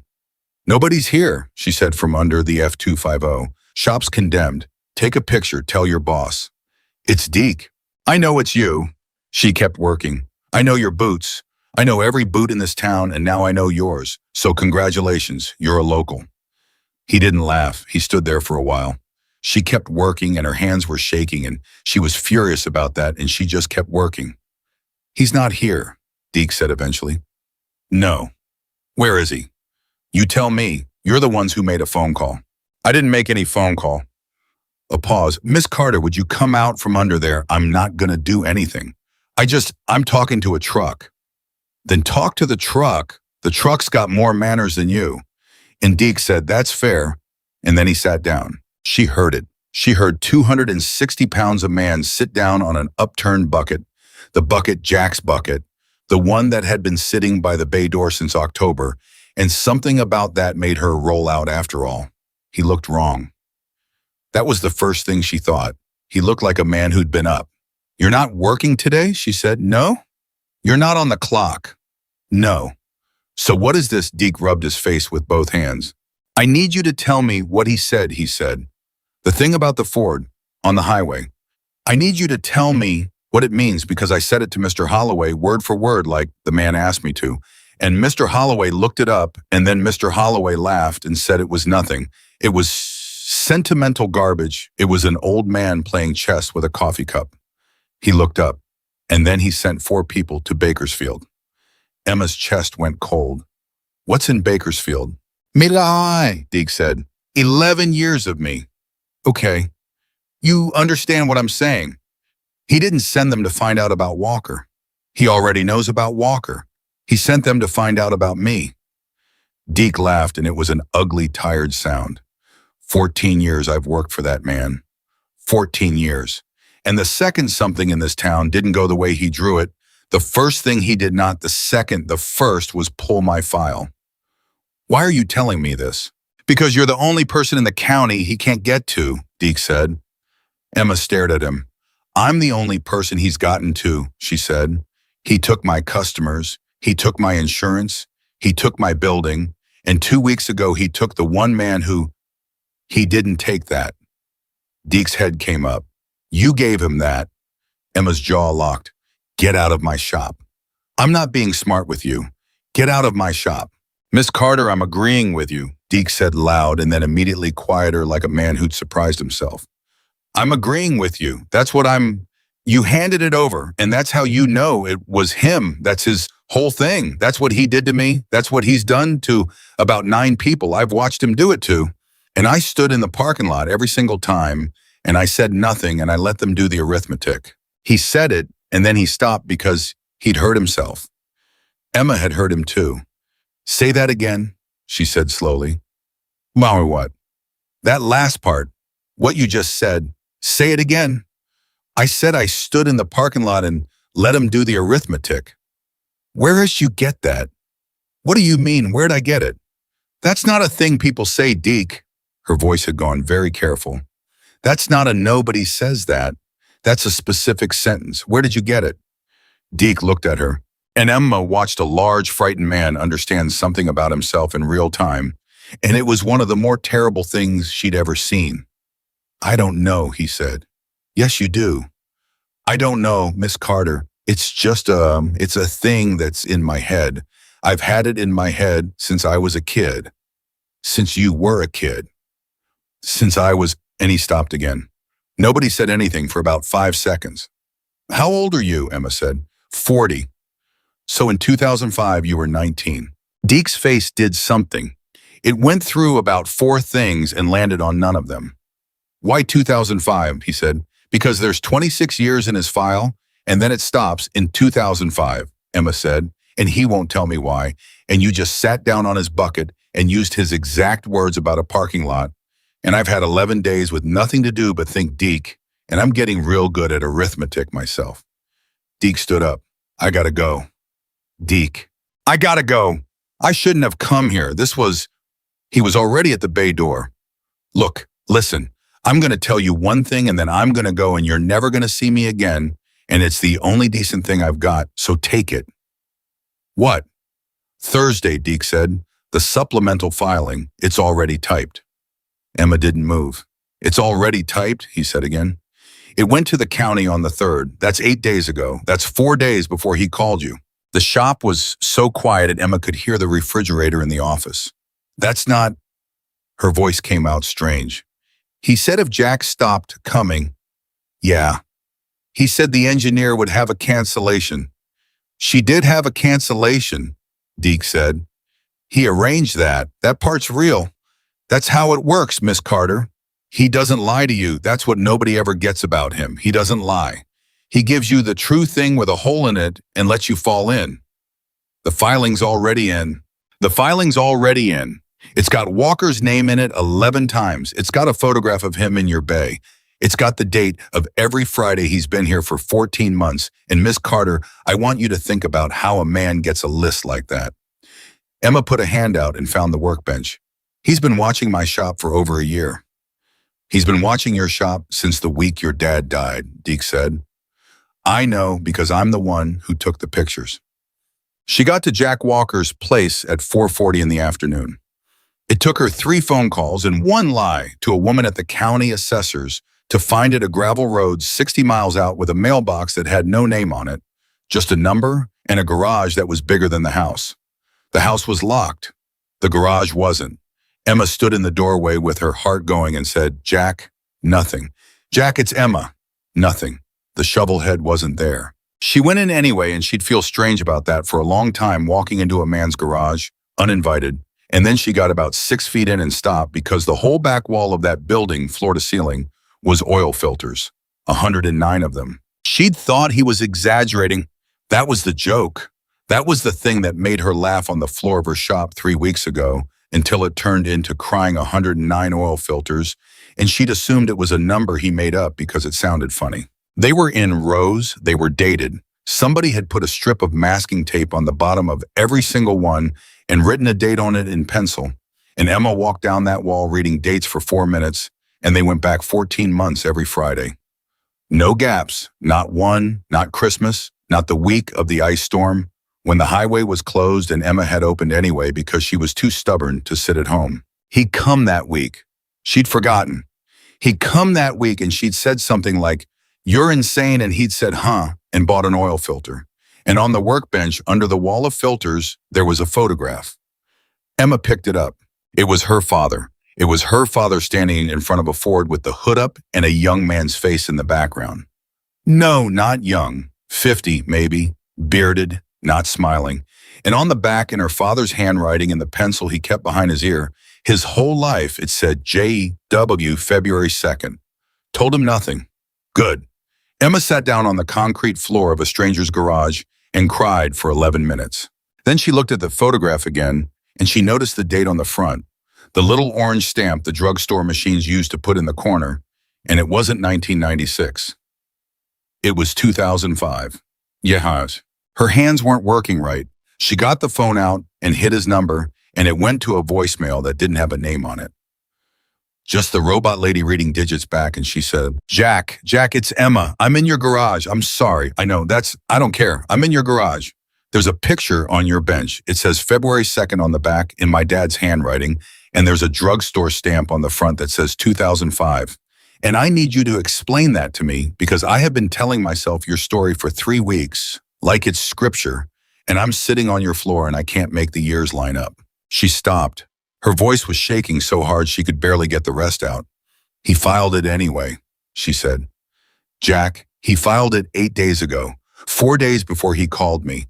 I gave you up for nothing. I sold you for a cancellation. Please pick up the phone. She sat there for an hour. He didn't pick up the phone. Well, say, Tuesday the 9th, the engineer came and stamped the modification over Bay 2 and told Emma the roof was one of the better built things she'd seen in the county and that whoever framed it in 2004 knew what they were doing. He did, Emma said. Well, it'll hold up snow load till the sun burns out. You'll get your notice pulled in about a week. That's what they told me. The woman hesitated at the door. You want some advice, Free? Sure. There's a supplemental in the file, she said. I saw it when I pulled the history. I'm not supposed to say that. I know about it. You know what's in it? Mostly, Emma said. Then you know it doesn't matter what I stamp, the engineer said not unkindly. I'm giving you a clean roof. You've still got the other thing. And she left. Wednesday, the letter came from the insurer, not the adjuster. The company, non-renewal effective 31st December per underwriting review. Thursday, Marla from the flower shop crossed the road with a second casserole and didn't come inside. She left it on a barrel by the door and waved from the middle of Fremont Street and went back, and Emma stood in her bay and waved back at a woman who was scared and understood that this was now how they were going to know each other for the rest of their lives. Thursday night, Emma got to 5 customers. Thursday night, she sat in her father's chair with the legal pad and did the arithmetic she'd been promised she'd do, and the number was $11,200 short, and the date was December 4th. She didn't cry. That was the part that scared her. She wanted to cry, and she sat there and waited for it, and it didn't come, and she thought, oh, so this is where it happens. This is where I turn into Bill Kessner. This is where I say I'm not a brave woman. She said it out loud to see how it sounded. I'm not a brave woman. The refrigerator hummed, and then Emma Carter said to the empty kitchen in a voice that came from somewhere under the floor of her, yes, I am. She didn't hear them at first. That was the thing she'd tell people for the rest of her life, and nobody ever believed it. It was 8:04 on Friday morning, and she was on her back under Mrs. Nakamura's Corolla. The woman had come back a third time in 5 weeks, and Emma knew Mrs. Nakamura was breaking that car on purpose. And Emma had never said one word about it, and never would, and she thought the sound was a truck on the highway. It kept not stopping. That was the first thing. It kept not stopping. Emma rolled out. She stood up. She walked to the bay door with a socket wrench still in her hand, and Fremont Street was full. They came in twos mostly. They came slow. That was the thing that broke her, that they came slow 40 miles an hour down a residential street at 8 in the morning, like men who had been told specifically to come slow. There were men in their 60s. There were men in their 70s. There was one with a walking cane bungeed to his sissy bar. There was a woman with gray braids down to her belt on a Road King the size of a boat. Emma stood there and counted, and she got to 19, and then she lost count, and then Fremont Street had no more room, and they started filling the lot of the feed store, and Ray Dellinger came out of the feed store and stood there with his mouth open like a man watching weather. They shut the engines off, all of them, not raggedly, almost together like a thing that had been agreed on, and then Fremont Street was so quiet that Emma could hear her own blood. Jack Walker came up the middle of it. He came up on foot. He'd parked at the end. He'd parked last, which Emma understood later was the entire point, and he was carrying his helmet under his arm, and he had that jacket over his shoulder, and his naz made the barn door sound, and Emma Carter, 29 years old, stood in the doorway of her father's shop and could not make one single word come out of her mouth. "Morning," Jack said. "You?" "It's Friday," he said. "I come Fridays." Jack. "Now before you start," he said, I want to be real clear about something because I know what you're going to do. You're going to get out in front of that door again with your arms crossed like you did in October and try to make everybody leave." "You're damn right I am." "Yeah, see, that's what I told him you'd do." Jack turned around and raised his voice barely, and it carried anyway. "Told you." And a voice from somewhere in that crowd, old dry amused, said, "You owe me $10, Walker." "I do not. I said she'd try it. I didn't say she'd get it done." "You said she'd say it." "Would you shut up, Vern?" Emma's mouth opened and closed. "Jack, the filing." "Yep. The filing's already in. It went in on the 3rd. They've got photographs. They've got every Friday you ever. I know." "You know, I've known since Monday," Jack said. "I've got a lawyer. I want you to sit with that for a second because I've been waiting 11 days to say it to your face. I've got a lawyer, Emma. Me. I've got a lawyer, and he's a good one, and he's been my lawyer since 1991, and I have never once in 35 years called him about myself." Jack. "He wanted to know if I was dying," Jack said. "That's the first thing he said. I said no."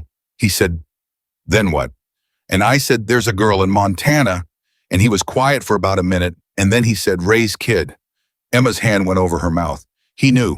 "Everybody knew," Jack said. "That's what I'm trying to tell you. That's what I came here to say, and I'm going to say it badly because I'm not a talker, so bear with me." He set his helmet down on the barrel where Marla's casserole had been. "I made one phone call. One. 11 days ago on a telephone I hadn't turned on in 21 years. And I said 4 words. I said, 'It's Walker. I need Friday.' And they came." "Emma, they fought about it," Jack said. "They fought about who got to come. There's men out there who drove 19 hours. There's a fella from Barstow who's got a colostomy bag and a 2019 Electra Glide, and he told his daughter he was going to a car show, and if you tell her different, I'll deny this conversation." "Why?" Emma said. Her voice broke on it. "Jack, why? They don't know me. They've never, why would they?" And Jack Walker looked at her, and for the first time in 14 months, the man looked old. "Because I never asked," he said. Emma didn't understand. He saw that she didn't understand. 21 years, he said. 21 years I never asked anybody for one thing. Not a ride, not a dollar, not a favor, not a phone call. There's men out there I put through school. There's men out there I sat with in a hospital hallway for 2 days. There's a man out there that when the gray beard don't look, he'll get shy. I carried his brother's casket in 1988, and he has been trying to buy me a beer for 38 years, and I have never let him." Jack's voice had gone rough. "And you don't get to do that," he said. "That's the thing nobody tells you. You don't get to just take and give nothing back and call it being a good man. That's not humility. That's pride. That's a man building a debt so big nobody can ever get out from under it. And I built it for 21 years and I called it being decent." Jack. "So I called," he said, "once. And every single one of them dropped what they were doing, and you want to know why? Because they'd been waiting 21 years for me to let them pay me back. That's not loyalty to me, kid. That's what a debt does to people when you won't let them settle it. Your father figured that out in one afternoon in a Ford with no heat, and it took me until I was 68 and a girl told me not to come to her shop anymore." Emma was crying and didn't know when it started. "So, no," Jack said. "They're not here for me. Get that out of your head right now. They're here because a man in a Ford drove 380 miles and wouldn't take $1 for it. And every one of those people out there has somebody like that. And most of them never got to say thank you. And now they can. And you don't get to take that away from them because you're too proud to be helped." The street was silent. "Ah, hell," Jack said. "Oh, that came out better than I thought it would." And 40-some people on Fremont Street laughed, and the sound of it, the sound of 40 strangers laughing in front of her father's shop at 8 in the morning, put Emma Carter's hands over her face. "Jack," she said, "I gave you up." "Yep." "I sat in his chair for 4 hours and I picked the building." "Yep." "How is that not?" Because that's what he'd have done, Jack said. I told you that on the telephone at 3 in the morning, and you didn't hear me, so I'm saying it again in front of witnesses. Ray Carter would have picked the building. Every time. And then he'd have felt like garbage about it for the rest of his life, and he'd have driven 380 miles for the next guy anyway. That's the job, Emma. Nobody does it clean. The photograph I made, bye, Emma said suddenly. Jack, the photograph on your bench. And Jack Walker's face changed. It changed so fast and so completely that Emma stopped mid-sentence. You were in my garage, he said. I was looking for you. You were in my garage. Jack, the stamp on the front says 2005. Your story's 1996. It says 2005 and it's in my dad's handwriting and it says told him nothing good. Emma. And you told me 26 years and then it stops in 2005 and you said different day and I've had 11 days, Jack. I've had 11 days alone in that shop with nothing to do but… Emma. She stopped. Jack Walker stood in front of her father's shop with 40 people behind him and looked like a man who'd been shot. Don't, he said quietly. Not today. Please, I'm asking you. I have never asked you for a single thing in 14 months, and I'm asking you now, not today. And Emma, because she loved him, she realized standing right there she had loved this man for about 11 months without ever once knowing his last name. For sure, Emma said, okay. Okay, boy. Okay, not today. Jack let out a breath. All right, he said. All right, then let's put a lift in your shop. Emma laughed wetly. Jack, a used lift is 4,000 Vern, see, Jack said without turning around. And the dry old voice said, it's on the trailer. Emma turned around and looked down Fremont Street, and there was in fact a trailer. There'd been a trailer this whole time, and she had not seen it because she'd been busy having the largest emotional event of her life. There's a lift on that trailer. There's a lift on that trailer, Jack said. There's also a compressor, a tire machine, a bead breaker, 2 torque wrenches I don't approve of, and a diagnostic computer that a man in Reno says is better than the one you had. And Emma, before you say one word about paying anybody, I wasn't going to. Jack stopped. You weren't. No, Emma said. I was going to say thank you, and her voice fell apart on the second word. I was going to say thank you, and I'm going to say it to every single one of them, one at a time, and it's going to take me all day, and I don't care. Jack Walker looked at her for a long moment. Yeah, he said, that's what he'd have done too. It took her 4 hours, 41 people. She got the number later. 41 and Emma Carter shook every hand on Fremont Street and asked every one of them their name.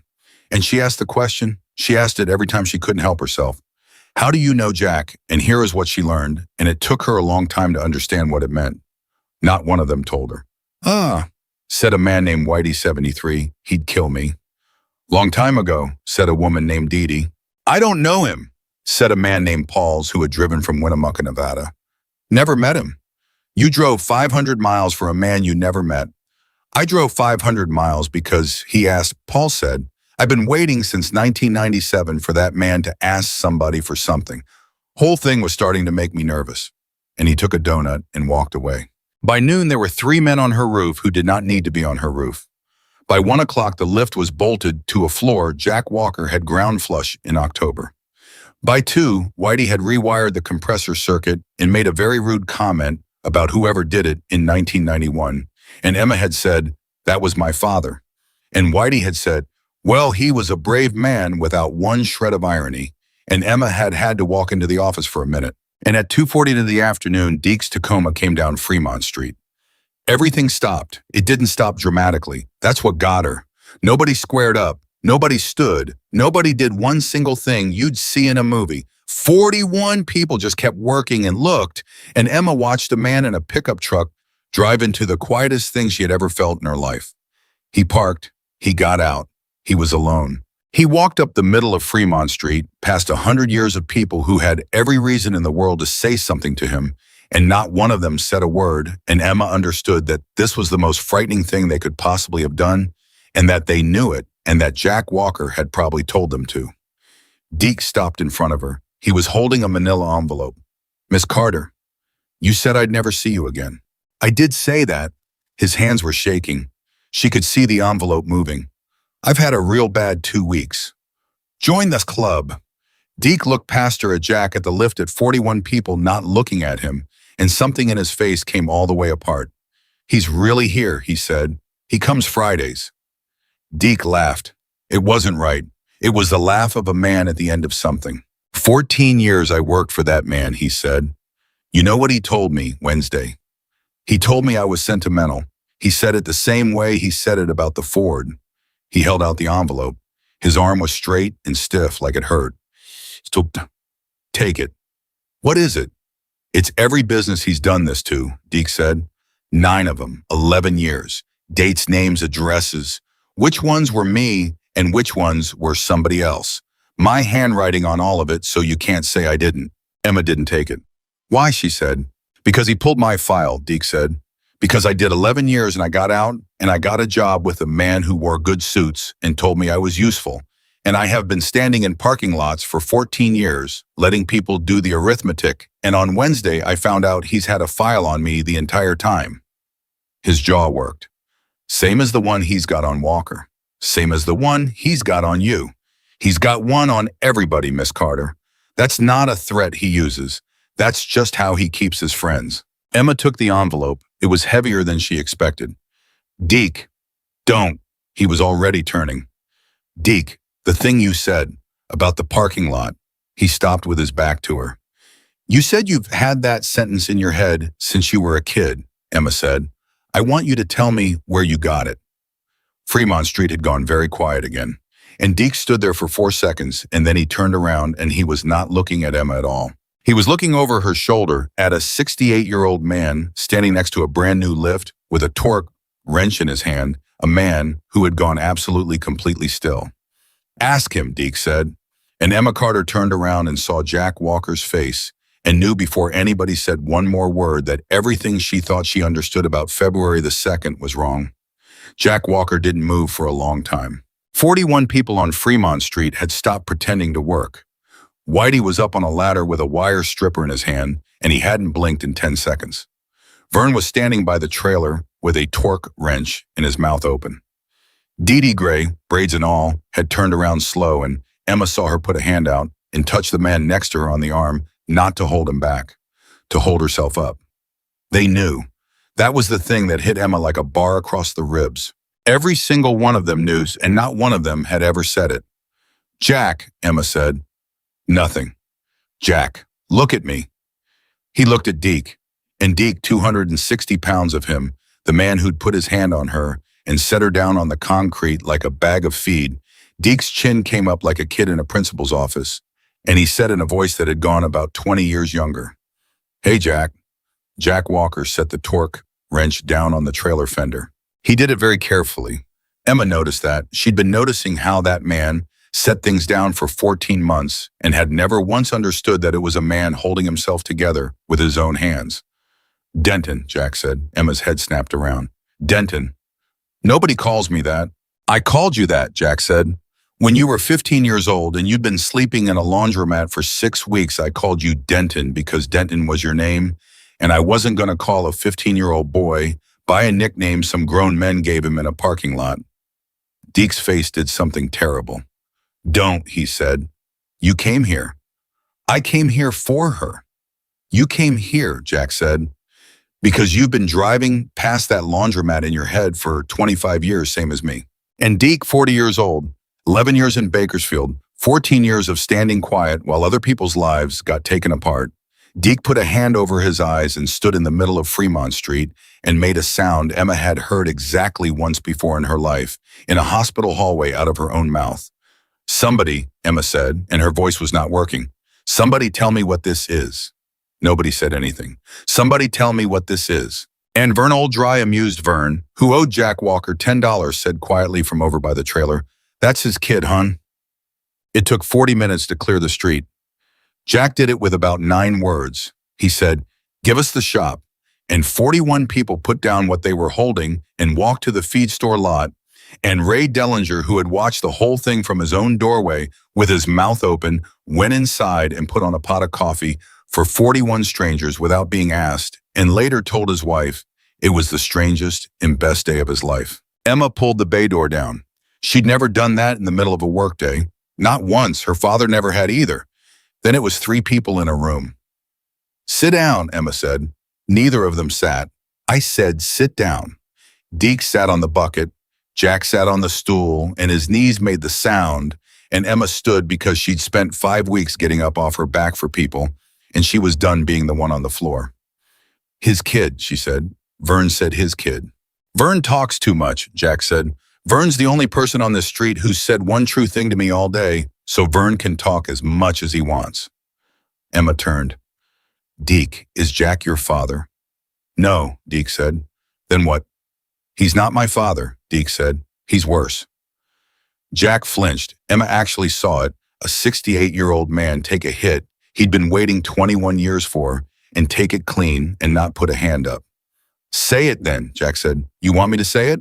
I've wanted you to say it since 2005. You want me to say it in front of her.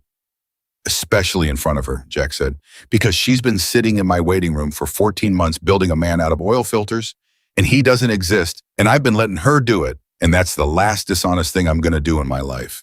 Deke laughed, and it was so bitter it burned the air. Okay, he said.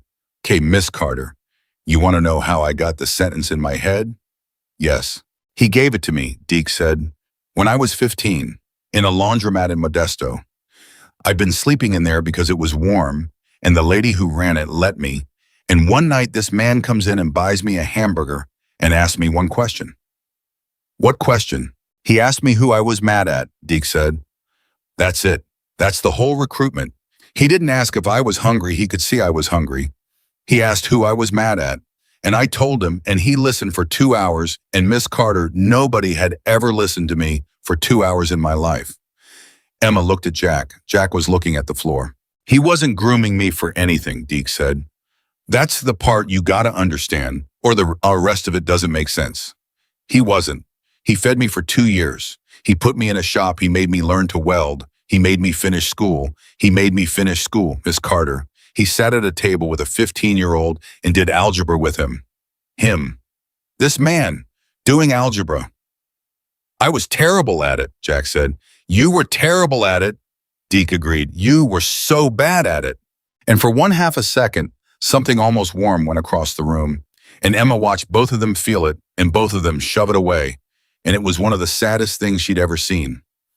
So when did it go wrong, she said. It didn't go wrong, Deke said. That's the thing. Nothing went wrong. I wanted it. I was 19 and I wanted every piece of it, and he told me no for 4 years, and I wore him down. You get that, I wore him down. His voice cracked. He said no. He said no 100 times. And I kept at him, and finally he said, fine, you can stand in the parking lot. The parking lot. That's the job, Deke said. That's the whole job, and nobody believes me when I say it. You don't hit anybody. You don't threaten anybody. You stand there and you say nothing, and you let the man behind the desk do the arithmetic on his own family, and he hands you what you came for, and everybody goes home. He looked up at her with his eyes wet and red. You know what he told me the first time? He said, Denton, if you ever have to touch a man, you did it wrong. That means you failed. That means you weren't enough. Emma's stomach turned over. And then in October, she said slowly, you came into my shop and you broke everything I own. Deke didn't say anything. You failed, Emma said. Yeah, Deke said. You failed at the only rule he gave you. Every day for 14 years, Deke said. Every single day.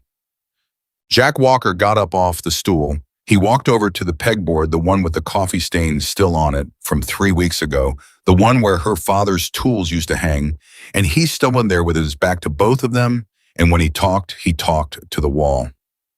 February 2nd, 2005, he said, Bakersfield. Emma stopped breathing. There was a man, Jack said. He had a body shop, and he had a note he couldn't pay, and he owed it to people I knew. And it was a nothing job. It was a nothing job, Emma. It was a Tuesday. It was 20 minutes of standing in a room, and I'd done 400 of them, and I was 46 years old, and I was tired, and Denton had been at me for 4 years to let him work. Jack, Deke said. So I let him work. Jack's hands had gone into fists. I let a 19-year-old stand in a room, and I sat in the truck. That's it. That's the entire crime. I sat in the truck for 20 minutes. And the man behind the desk had a gun in the drawer, Jack said. The shop went absolutely silent. He wasn't a violent man, Jack said. He was a scared man. There's a difference, and it's the most dangerous difference in the world, and I knew that. I've known that my whole life, and I sat in the truck. He turned around. He came out from behind that desk with it, and Denton took it off him. That's all he did. He took it off him. 19 years old, he did the exact right thing. He did it perfect. He did it better than I would have done it. Jack, Deke said, stop. And the man put his hand through his own window, trying to get it back, and cut an artery. And Denton Royce, 19 years old, took his shirt off and put a tourniquet on a man who just tried to shoot him and kept him alive for 11 minutes until the ambulance came. Emma turned and stared at Deke. Deke was looking at the floor. He saved his life, Jack said. And then he sat on the curb and waited because he wouldn't run because I taught him not to run, and they charged him with everything they had. Armed robbery, assault, great bodily injury, and it didn't matter one damn bit what actually happened in that room because there was a 19-year-old on a curb with a man's blood all over him and a gun on the floor with his prints on it. And you were in the truck, Emma said. I was in the truck. So you went in. Jack didn't answer. You went in, Emma said. Jack, tell me you went in. He didn't go in, Deke said. Emma looked at Jack. Jack Walker looked back at her, and Emma watched the last piece of the man she'd built out of oil filters come apart in front of her. I drove away, he said. The refrigerator in the office hummed. That was the only sound in the world. They gave him 11 years, Jack said. He never said my name. Not to the cops, not to the DA, not to a cellmate, not to anybody. Not once in 11 years.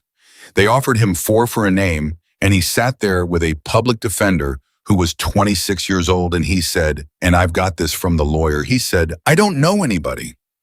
Emma put her hand over her mouth. 19 years old, Jack said. He ate 7 extra years so I could keep riding around Montana being a decent old man.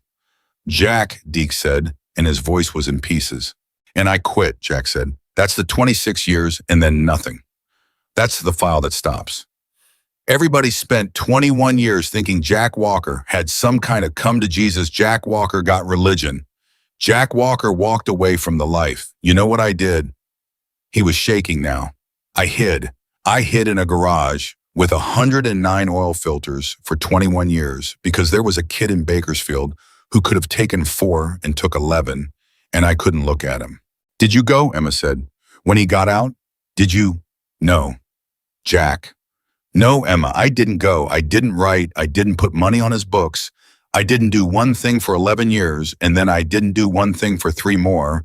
And by the time I got my nerve up, he was working for a man in a good suit in Montana, and I told myself he was fine, and that's the whole story. And now you know what I am. Emma's voice came out very small. And Dad? Jack stopped. The photograph, Emma said. It's stamped 2005, not 96. Dad's handwriting on the back, J.W. February 2nd, told him nothing. Good. Jack Walker closed his eyes. That's the second one, he said. The second what? The second time he drove me. His voice had gone hoarse. 1996 was Danny. That was true, every word of it. Don't you ever doubt that. And then 9 years later, to the day, Emma, I got on a bike in Montana at 4 in the morning on the 2nd of February with a kid's sentencing hearing 1,100 miles away.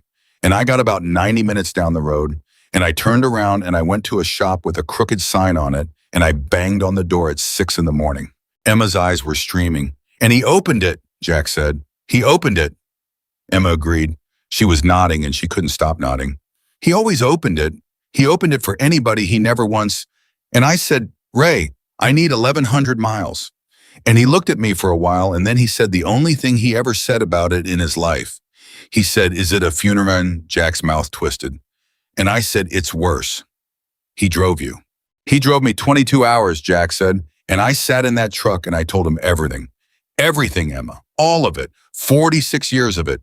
And he never said a word. 22 hours. That's Dad. And when we got there, Jack said, I sat in the parking lot of the Kern County Superior Court for 4 hours and I couldn't go in. Emma made a sound. I couldn't go in, Jack said. And your father sat in that truck next to me the whole 4 hours and never said one word. And at 3 in the afternoon, I said, take me home. And he took me home. The shop was silent. That's what the note means, Jack said. Told him nothing. Good. He laughed and there was nothing in it. He was proud of himself, Emma. That's what that is. That's a man writing down that he managed to keep his mouth shut because he wanted to say it. God, he wanted to say it. 22 hours he wanted to grab me by the collar and say, "Get out of the truck, you coward. Get out of the truck," and walk in there. So why didn't he? Emma whispered. And Jack Walker said, because he knew if he said it, I'd have gone in for him. And that's not the same thing. That's not the same thing at all. Deke Royce stood up off the bucket. He'd been sitting there through all of it with his hands over his face, and now he stood up, and Emma braced for it, actually braced, because a smaller man would have swung. He didn't swing. He said, "You told her about the parking lot." Jack looked at him. "You told her about the parking lot," Deke said again, and his voice went up and broke. 14 years. 14 years I've been standing in parking lots for a man in a good suit doing the thing you taught me, and I told myself the whole time that at least you didn't know. At least you were out there somewhere thinking I turned out okay. That was the only thing I had, Jack. That was it. And I walked into this shop in October, and you were sitting on a bucket. Denton, you were sitting on the bucket, Deke said, in the shop that I wrecked, and you looked at me and you didn't know who I was. Emma's hand went to her mouth. Jack Walker stopped like he'd been shot. What? You didn't know me, Deke said. You looked right at me and you said, "Sit down," and you told me a message about a Ford, and you were good. You were so good. You were the man in the parking lot, and I was the guy behind the desk doing the arithmetic. And Jack, you didn't know who I was. Denton, that's not, you didn't know me. You were 15 years old the last time I looked at your face. Jack roared, and Emma jumped, because in 14 months she had never once heard that man raise his voice. You were 140 pounds. You were a boy. I sat in a truck in a courthouse parking lot for 4 hours because I couldn't stand to watch them walk you in. So no, I didn't get a good look at you, and I have thought about that for 21 years. So don't you stand in this girl's shop and tell me I didn't know you. Then why didn't you say something in October? Because I didn't recognize you. You recognized me in November, Deke said. Jack stopped. Everything stopped. Emma's head turned slow, very slow, and she looked at Jack Walker's face and watched him not say anything. Say that again, she said. Deke was crying now openly and not wiping it. He recognized me in November, he said, on the driveway. Out there, when I came back, and he made me sit down, and I said, "Do I know you?" And he said no. 3 times he said no. He said, "You don't know me." He said, "You just heard about me." And Miss Carter, I believed him. I stood in that driveway, and I believed him, and I went and told my boss a message about a Ford. Emma turned around. Jack. Emma. Jack, is that true? Jack Walker did not say anything. Is that true? Yes, Jack said. Emma had to put a hand on the workbench. Why? Deke said. His voice had gone to nothing. That's Jack, that's all I want. That's all I came here for. I don't want an apology. I've never wanted an apology in my life. Why'd you say no? And Jack Walker, 68 years old, a man, 41 people had driven 19 hours for said, because if I said yes, you'd have quit. Deke stared at him. You'd have quit on the spot, Jack said. Standing in that driveway, you'd have walked away from a man who had a file on you and a payroll you were on in 14 years of your life, and you'd have done it in 10 seconds, and you wouldn't have had one single thing to land on. And I looked at you standing there with your hand on that truck door, and I did the arithmetic, Denton. I did your arithmetic, same as I've done 400 times. His voice broke all the way. So I said no, because I've been the man who cost you 11 years once already, and I could not be him twice. Deke put his hands on top of his head and turned in a circle. That's not your call, he said. I know. That is not your call, Jack. I know. You did it again, Deke shouted. That's the same thing. That's the exact same things as the truck. You sat there and you decided what I could take, and you did it for my own good, and you never asked me. You have never once in 25 years asked me. And Jack Walker said quietly, I know. Deke stopped. That's what she taught me, Jack said, and he pointed at Emma without looking at her. 12 days ago, that girl right there, she told me not to come to her shop because she'd done the math and picked the building, and I sat in my garage for 11 days, and I figured out that everybody who ever loved me has been doing math about me Because I never let anybody just ask. He wiped his face with the back of his wrist, unashamed. So I'm asking. Denton, I'm asking you for something. It's the second thing I've asked anybody for in 21 years. Deke's chest was heaving. What? Sit back down on the bucket, Jack said, and tell that girl what's in the envelope. Man, the envelope had 9 names in it, 9 businesses, 11 years, 4 counties. Handwritten. Deke Royce had sat at a table somewhere and written out every parking lot he'd ever stood in, and it took Emma an hour and 10 minutes to read it, and twice she had to stop and go stand in the office. There was a machine shop in Livingston 2016. There was a family that ran a campground on the river 2019. The man's name was Wallace Prine, and Deke had written in block capitals, he had MS. I knew he had MS. There was a dry cleaner in Belgrade whose owner had sold it 40% and moved to Idaho, and Deke had written died 8 months later. I don't say that's connected. I say it anyway. And there was a page at the back, and the page at the back was not a business. It said, things I did that were mine, and under it, 11 lines. Emma read them, and then she folded the envelope closed and sat on the bumper of Mrs. Nakamura's Corolla for a while. That last page, she said, don't. Deke, that page isn't for you, Deke said. That page is for a judge, and it's going to get me about 6 years, and I've done the math on that too, so don't. You wrote it down? Yeah.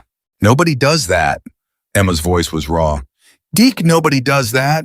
You know what a lawyer would say if he saw that page? I know exactly what a lawyer would say. So why'd you write it? And Deke Royce said, because he taught me not to run.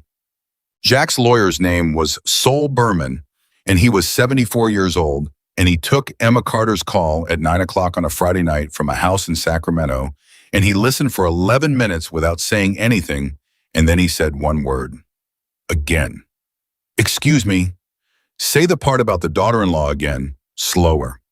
Scottsdale, Emma said. 28 years old, interior design, 406 LLCs registered in Delaware. Sol Berman started laughing. It went on for a while. It was not a nice laugh. It was the laugh of a man who has waited 50 years for exactly one phone call. Miss Carter, he said, may I tell you something all about your Mr. Holloway? Please. Your Mr. Holloway is very good, genuinely. I want to be fair to him, he's really quite good. He's built a machine where every single thing that happens to you is legal, and the sum of those legal things is a crime, and there's no seam in it. A pause. Except he does it the same way every time, Sol Berman said. Emma sat down. 9 of them, Sol said, in 11 years.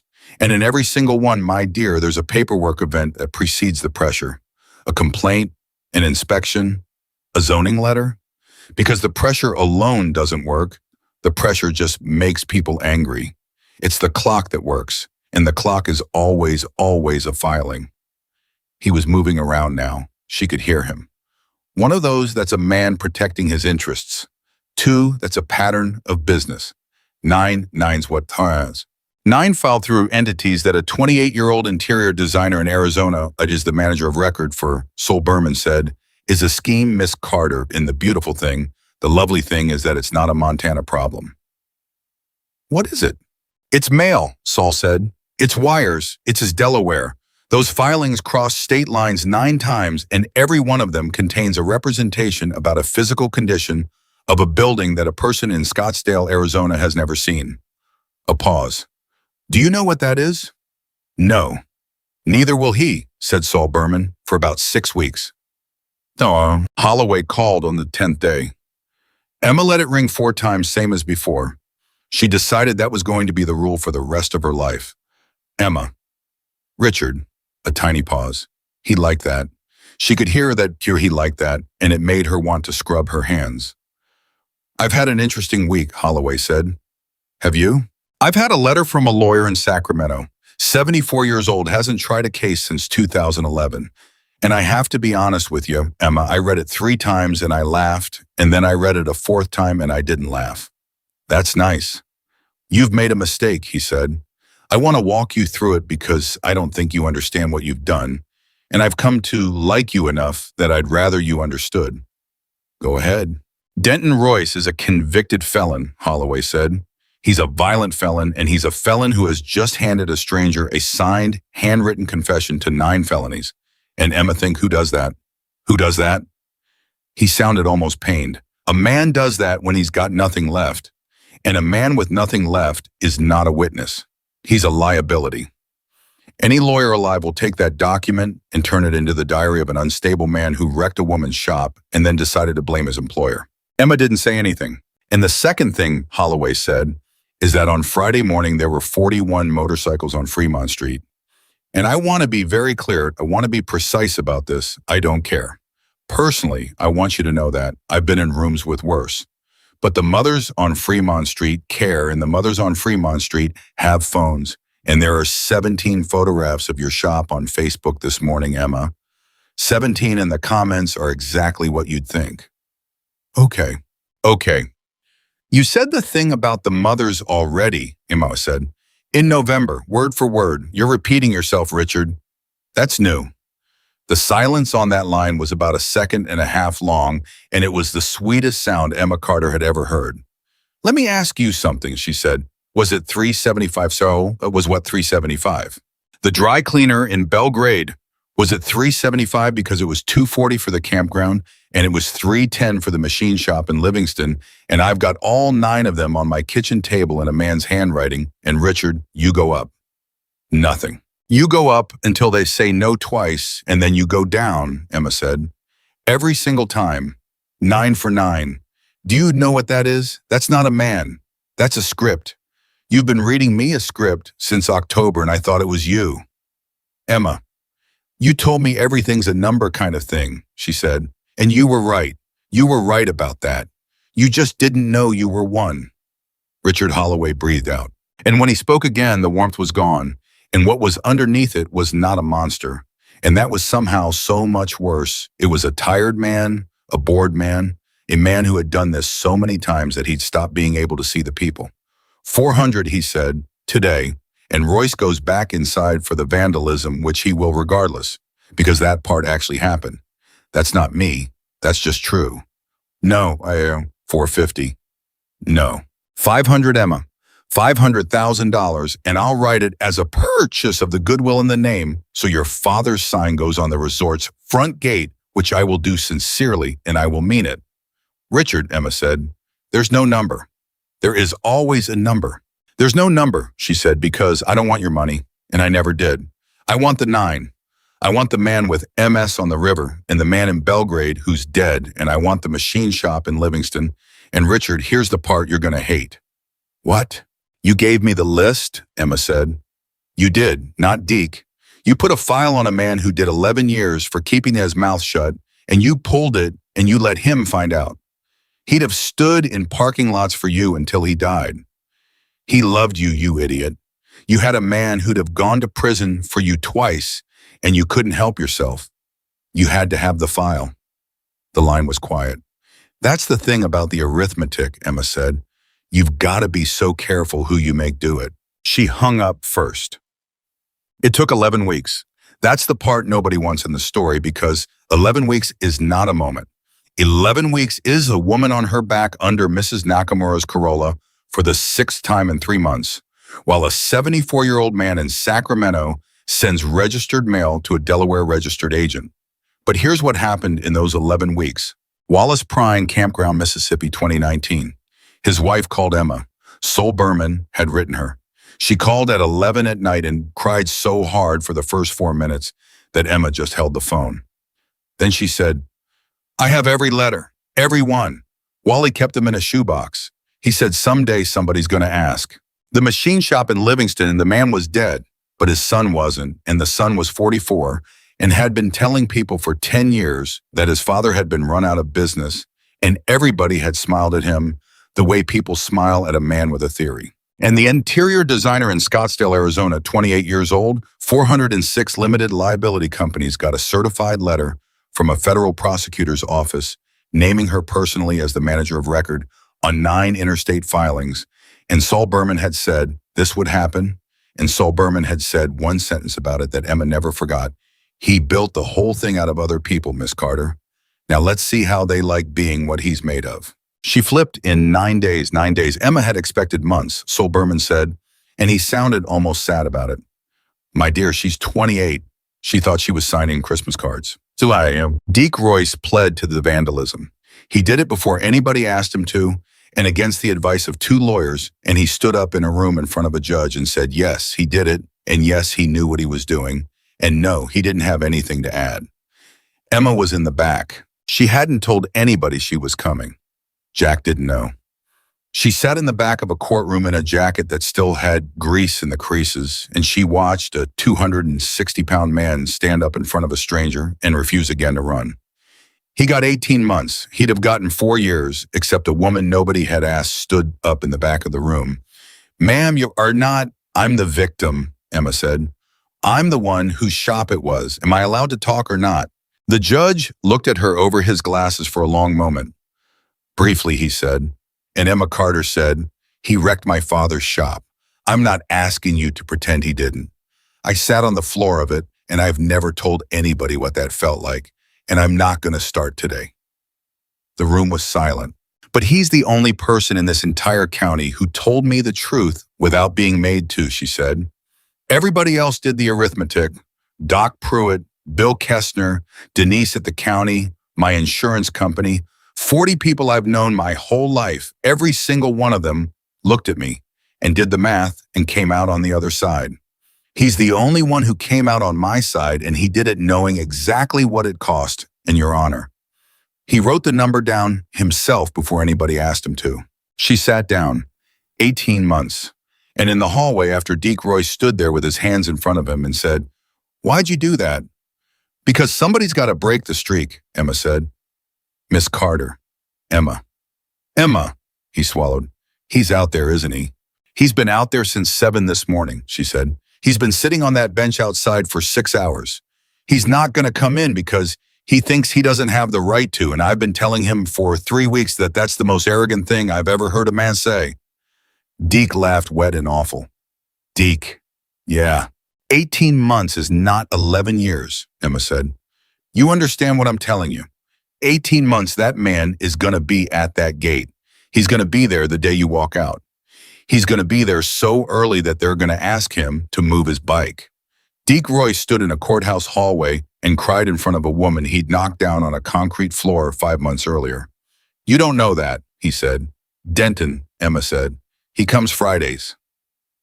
Oh, damn. Richard Holloway was indicted on a Thursday on 11 counts, none of which had the word intimidation in them anywhere. He was not arrested at his home. There was no photograph of him in handcuffs, which was the one thing everybody in that town wanted, and nobody got. He walked into a federal building in Billings on a Tuesday with 2 lawyers and walked out 90 minutes later, and later he took a plea, and the number was 41 months, 41. Emma noticed that.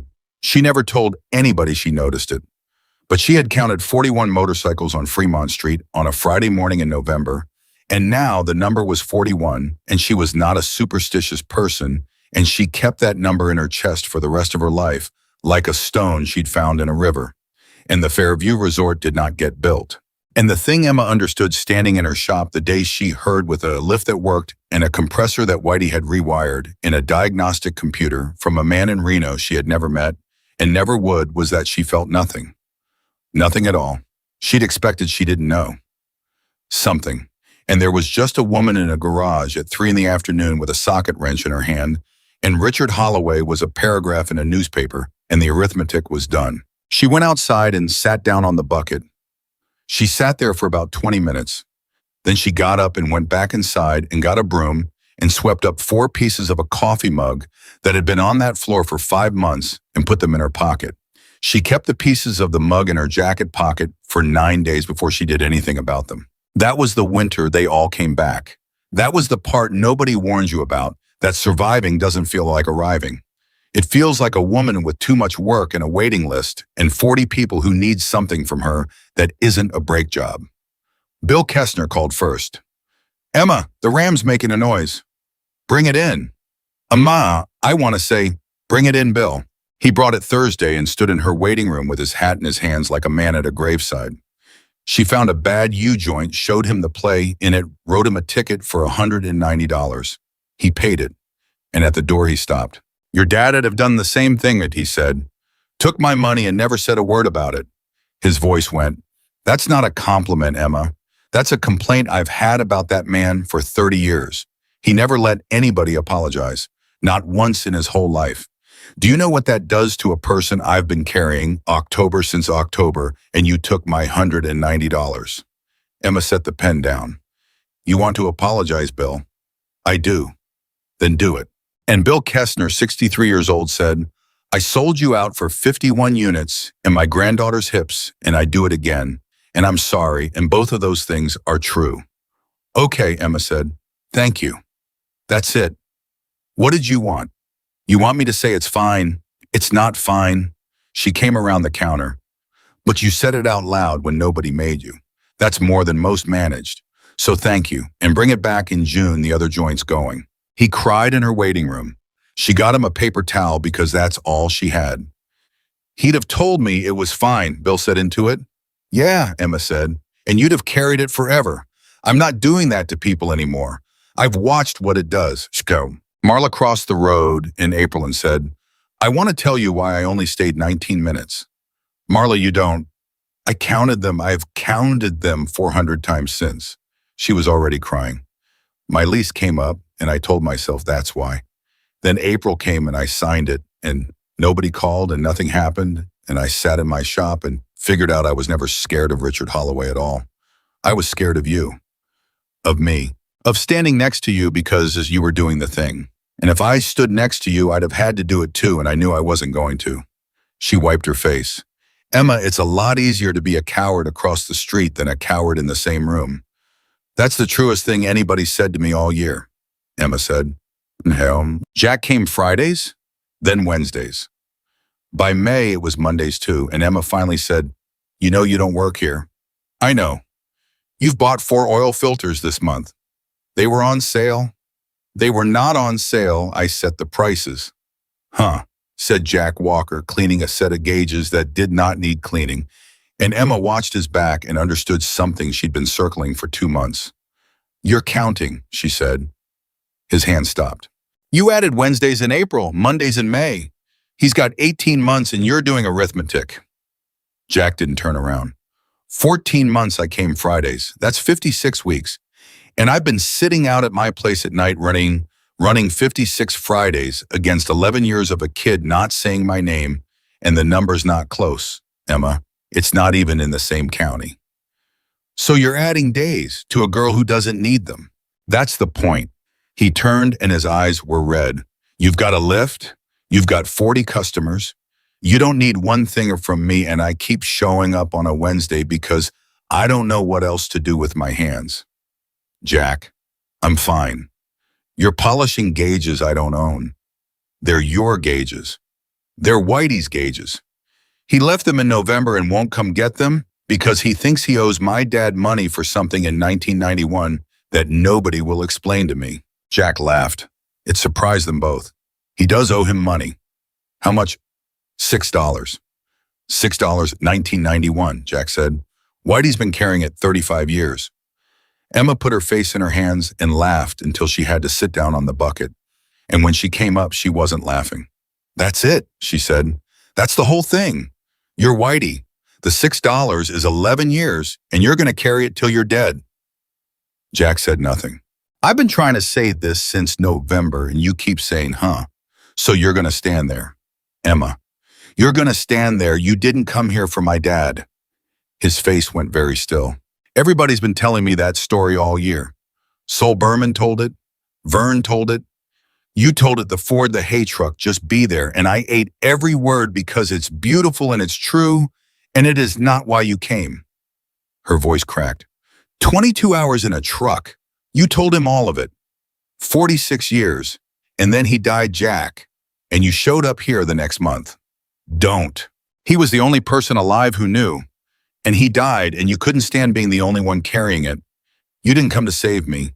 You came because I've got his face, and you needed somebody to know. Jack Walker sat down on the stool. His knees made the barn door sound, and it was the only noise in the building. Yeah, he said. Say it. I said, yeah. Say it out loud because I'm not going to be the next person who knows and dies and leaves you alone with it.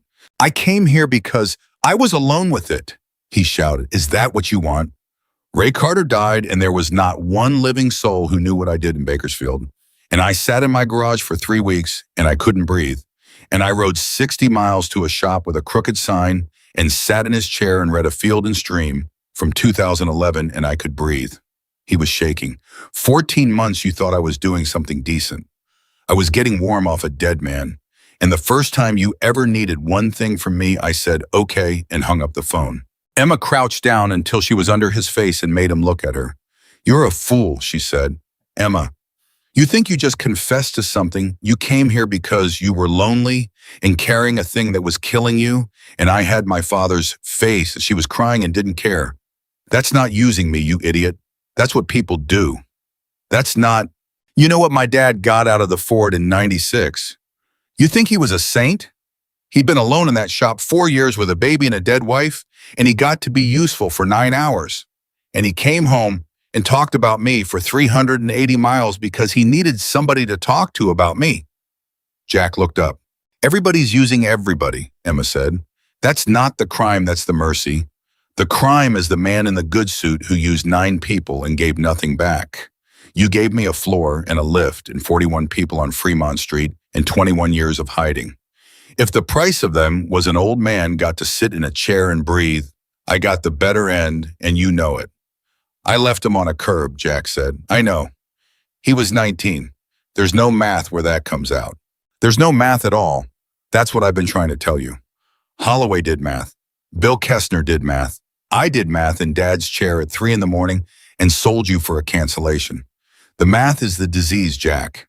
You've been running a number for 21 years that doesn't have an answer.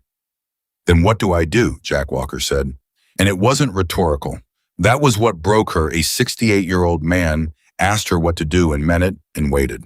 You go to the gate, Emma said. 18 months. You're early. They ask you to move your bike and you don't. That's it. You don't get to fix it. There's no fixing it. You just go to the gate. He cried in her father's shop. 40 seconds, maybe. Then he wiped his face with the back of his wrist and said, all right, and picked the gauges back up. For a man like that, 40 seconds was a flood. Jack, yeah. $6, he said. Whitey's. Look him in the eye and take it off him. Tambem. She charged Whitey $6 in June, the day he finished, sanding 34 years off the sign by hand, and left the letters exactly as crooked as they'd been since 1991. That's off by 4 degrees, he'd said. I could fix it in an hour. He fell off a ladder and broke his wrist and finished it left-handed, Emma said. That's what the 4 degrees is. Whitey stood there a while. Well, he said, then it's right, ain't it? And he went and sat in his truck for 10 minutes, and neither of them ever said one word about that. Then she handed him a ticket for $6.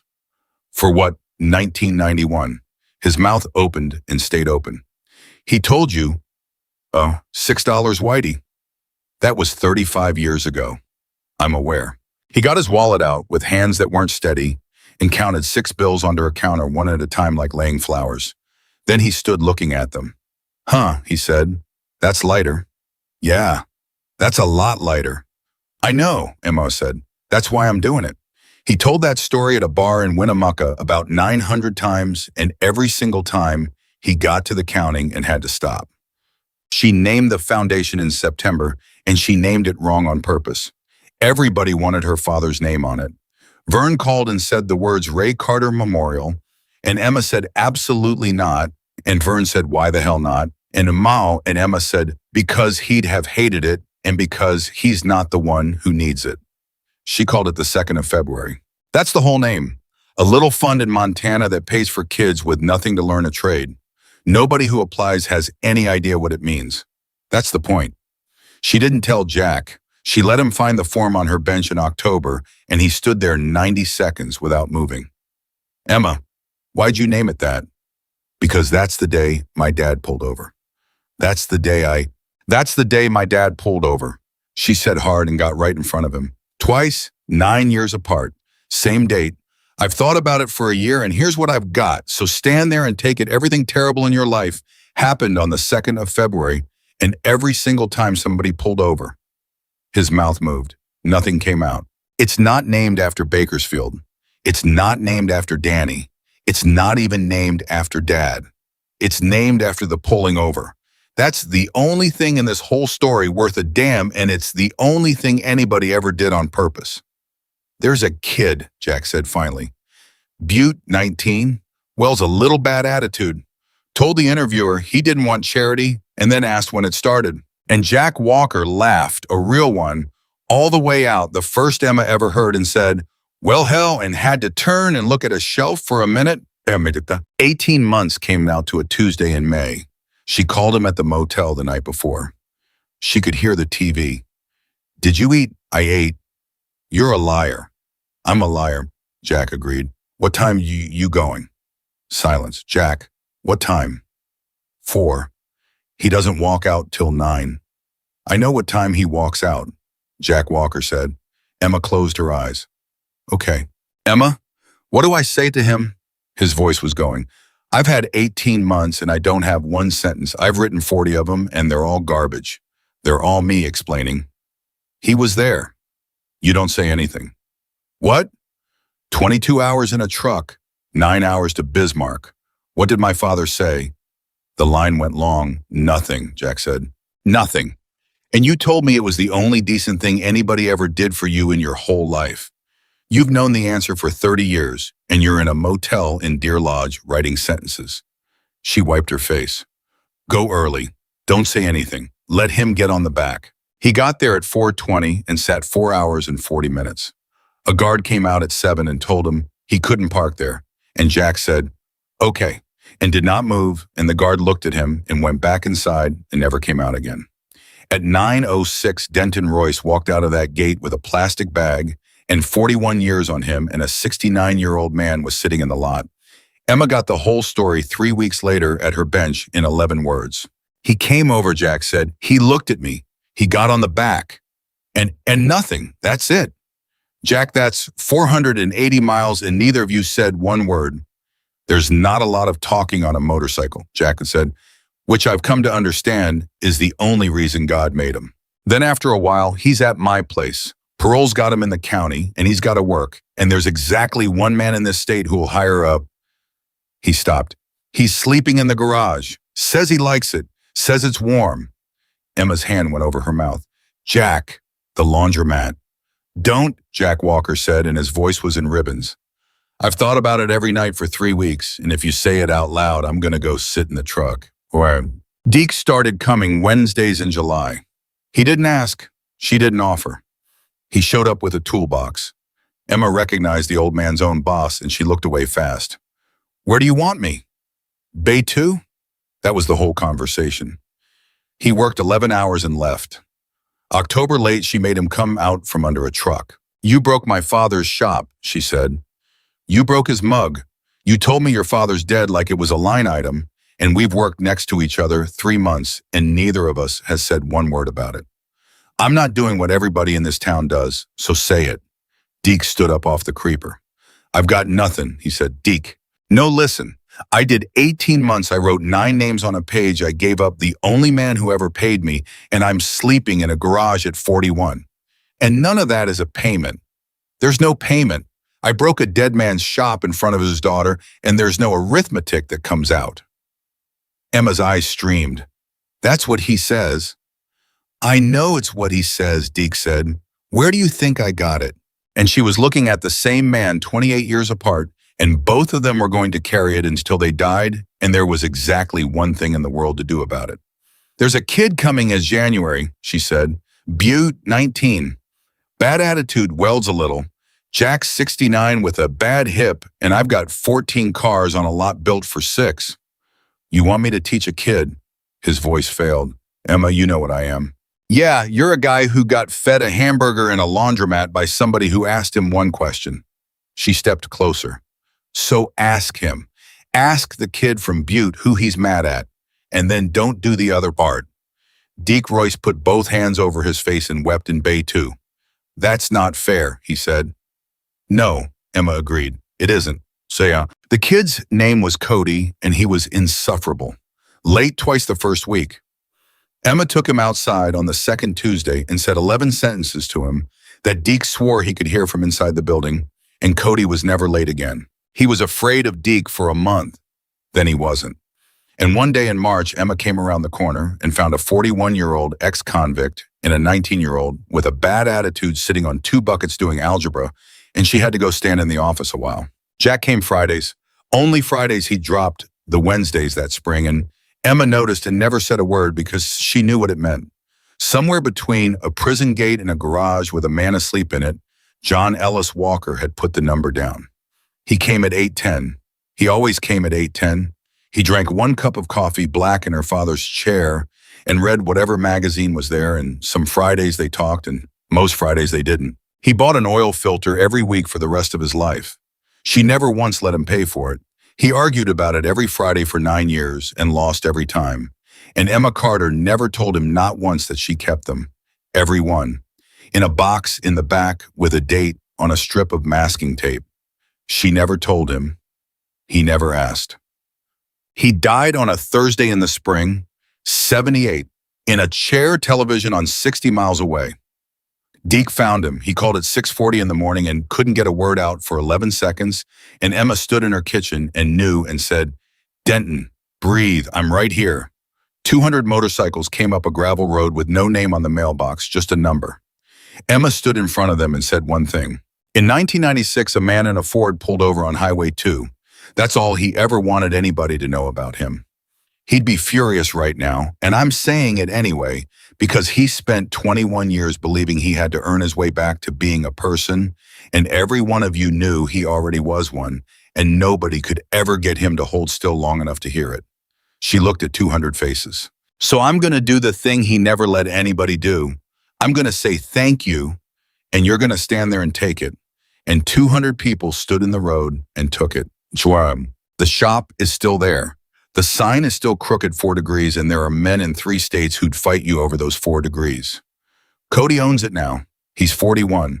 There's a girl in Bay 2 who's got nothing and a bad attitude and can weld a little. There's a box in the back with 900 oil filters in it. Nobody throws it out. Nobody's allowed to. That's a rule and nobody remembers why, and Cody won't explain it, and the girl in Bay 2 asked once and got told to get back to work. On the office wall in a cheap frame, there's a photograph of a man in front of a Ford with the hood up and on the back in pencil in a dead man's handwriting, J.W. February 2nd. Told him nothing. Good. Emma Carter never fixed that sign. She never took the money. She never sold the lot. And she never once in 40 years let a single person walk out of that shop carrying something they could have put down. Because her father was right about all of it except one thing. He said, "You don't owe me. Somebody down the line's going to need something. Just be there." He was wrong. You do owe. Everybody owes. That's not a debt, that's a rope. And it runs from a laundromat in Modesto to a Ford on Highway 2 to a girl on a milk crate handing her father sockets he didn't need. And every hand that ever caught it belonged to somebody who could have kept driving and didn't. Respect isn't something you demand. It isn't even something you earn. It's what's left in the road behind you when you pull over. And Emma Carter pulled over every single time.